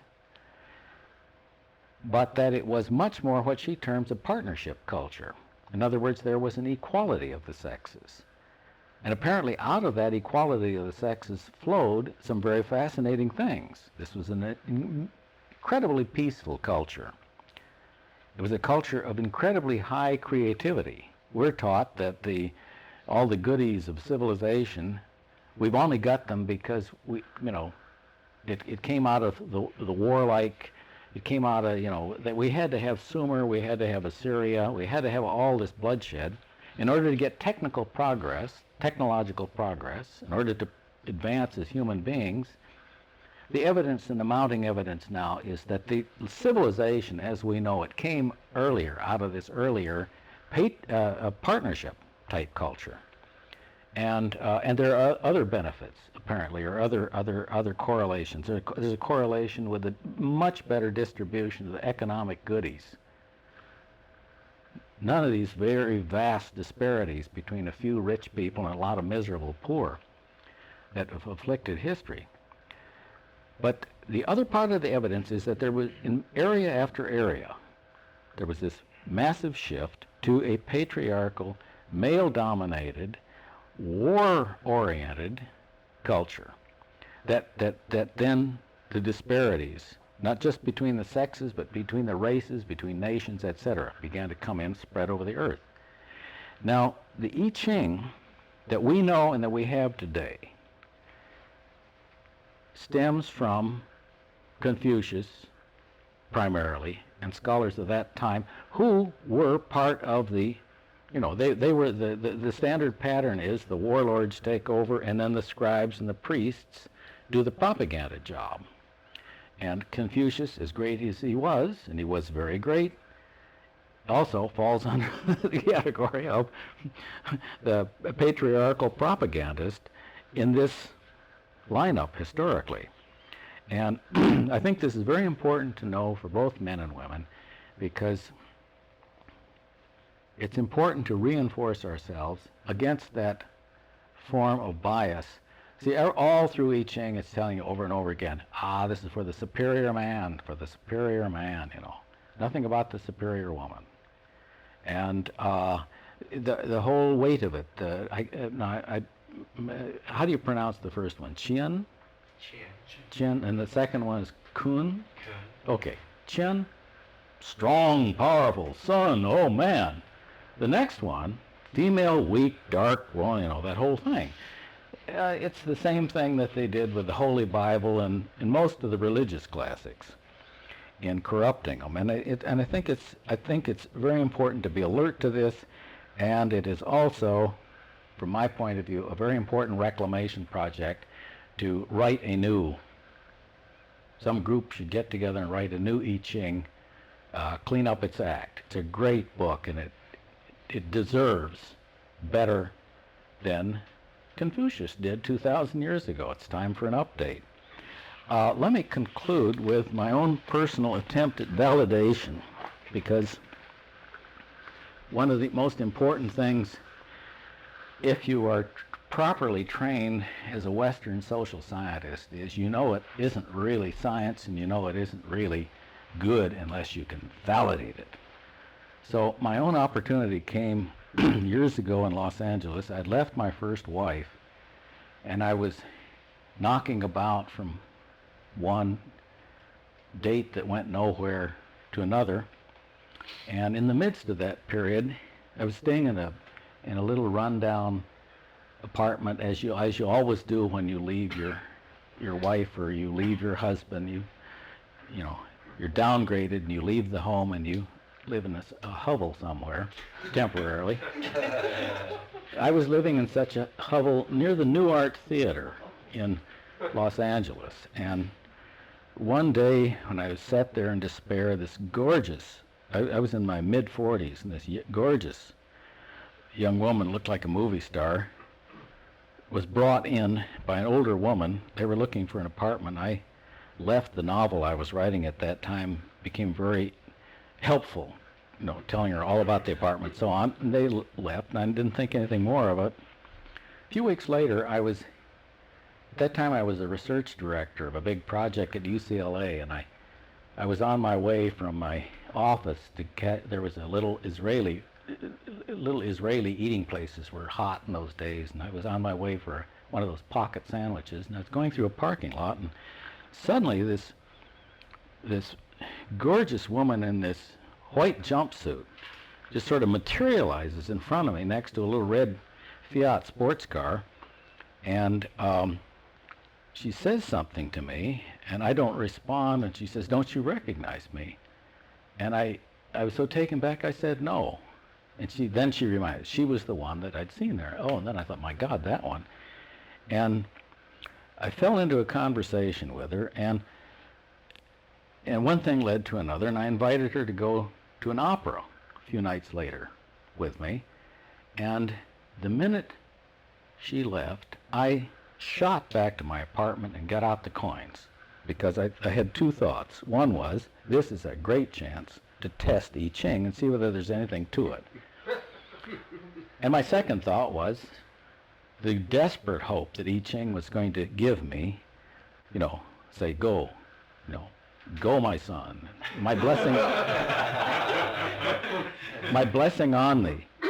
So I tossed the coins, and I can't remember now what came out, but I remember the rough gist of my interpretation. And the rough gist of it was, this is very favorable. Go for it. This is, a wonderful opportunity. Paradise awaits thee and all that sort of thing. But there was something that I couldn't quite interpret. It was trying to warn me, or maybe it wasn't trying to warn me. It was one of those fuzzy areas, and I thought I wanted to reject it, but I remembered it. There's something fuzzy there.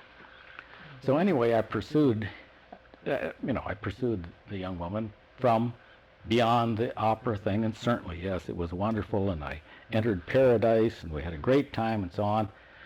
And it was around Christmas time, and I was going to Mexico for a week, invited her to come along with me. It was all set. She was to go to Mexico with me. And then at the last minute, something came up, some sickness in the family, something like that. She couldn't go, and I went down to Mexico. And at that time, it was the great love of my life. And I came back from Mexico. She'd married another guy in that 5 days. It was a long-term relationship she was trying to escape from. I was one of the attempts to escape, but the original system just took her right back. So, and then, I thought, aha, how validated, how perfectly validated this was. It all came to be. I looked then again at what this fuzzy area was, and it fit the circumstances just perfectly. So, and I had other experiences at that time, not so striking to me, but that did validate it for me. And anyway, that's everything I know about I Ching. Well, thank you very much. So will you entertain questions? Sure, yeah. Mm-hmm. Are there questions?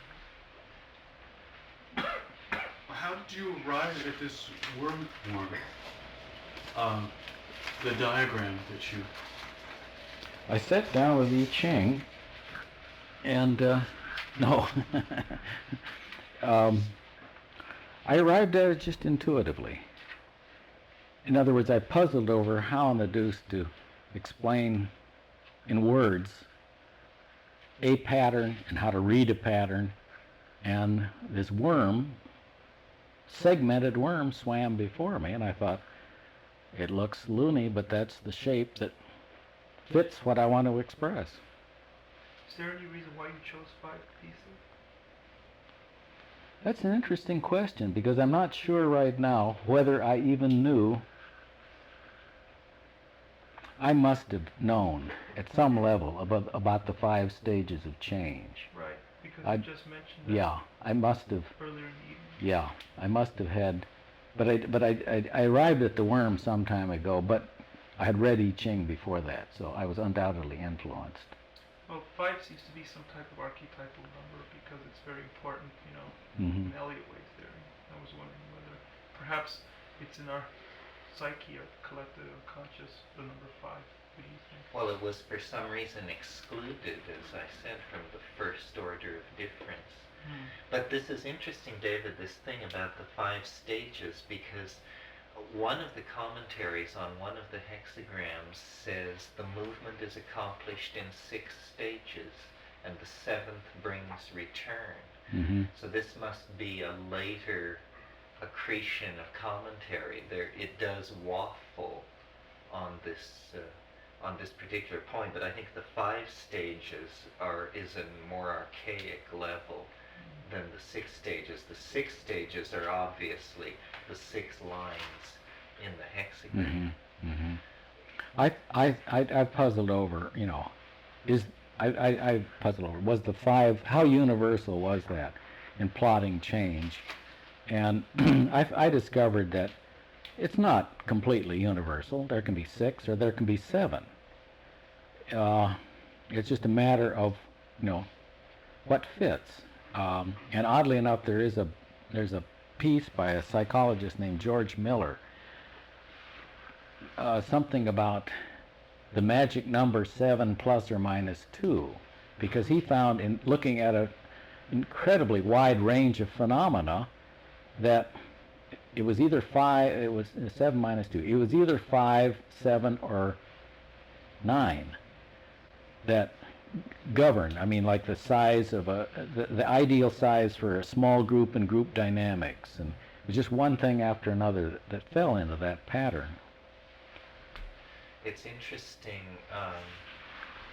Astragali are the knuckle bones of sheep, and they're what were used for gambling in the Neolithic, because they tend to be almost square.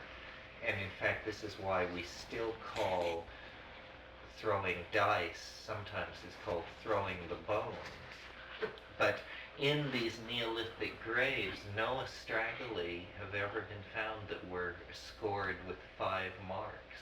There was some late Neolithic prohibition against dealing with this number from that point of view. Well, I found this all very interesting. I don't know whether it occurred to everybody with the same force that it did to me while listening to you, but what we talked about this afternoon was my basic topological map for process, and it's very much like yours. I mean, it flows along, it has a hump that occurs proportionately in this distance from the end, and then, as you say, there's a rapid descent into a denouement. And I know Arthur Young's theory, he always makes the point that that each step forward into freedom is accomplished by a binding on some previous level. So he draws a V where there's always a descent into the binding phase and then an ascent out of it. Well, actually, you could turn it over, and then it would be rather like my map, rather like your map. And so what is obviously going on here inside the I Ching and inside the minds of people who try to comment on it is the search for a descriptive manifold for process. That's what's trying to be worked out. Well, thank you very much for coming down and sharing this with us. And if you can stay around in the morning, why join us for all or any part of the morning session if you want. When are you reconvening? At 10 o'clock tomorrow morning right here. Otherwise, David will stay overnight and be around at breakfast.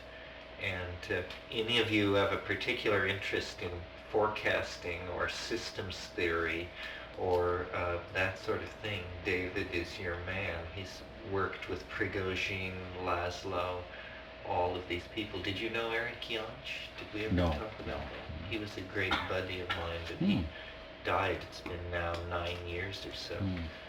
But these are these group of people. Ralph Abraham is one of them, all of whom have created new models for how change and process occur in the world. There is, as David mentioned, the autopoiesis theories of Francisco Varela, Margot Martirama, Eigen, then Prigozhin's notions, then Ralph Abraham's ideas. Ralph was a student of René Thom, who was the pioneer in catastrophe theory. These are new kinds of mathematical forms for describing process in the natural world. And and there's a fractal angle, Hans Otto Peitgen and his school. All of this is very central to our concern to try and create a gestalt grammar of process, which you very rightly stressed that the I Ching was in fact an effort to do that. Okay, folks, that's it for this evening. We'll see you at 10 a.m. tomorrow morning, or in the bath, or around. Thanks, Paul, for taping.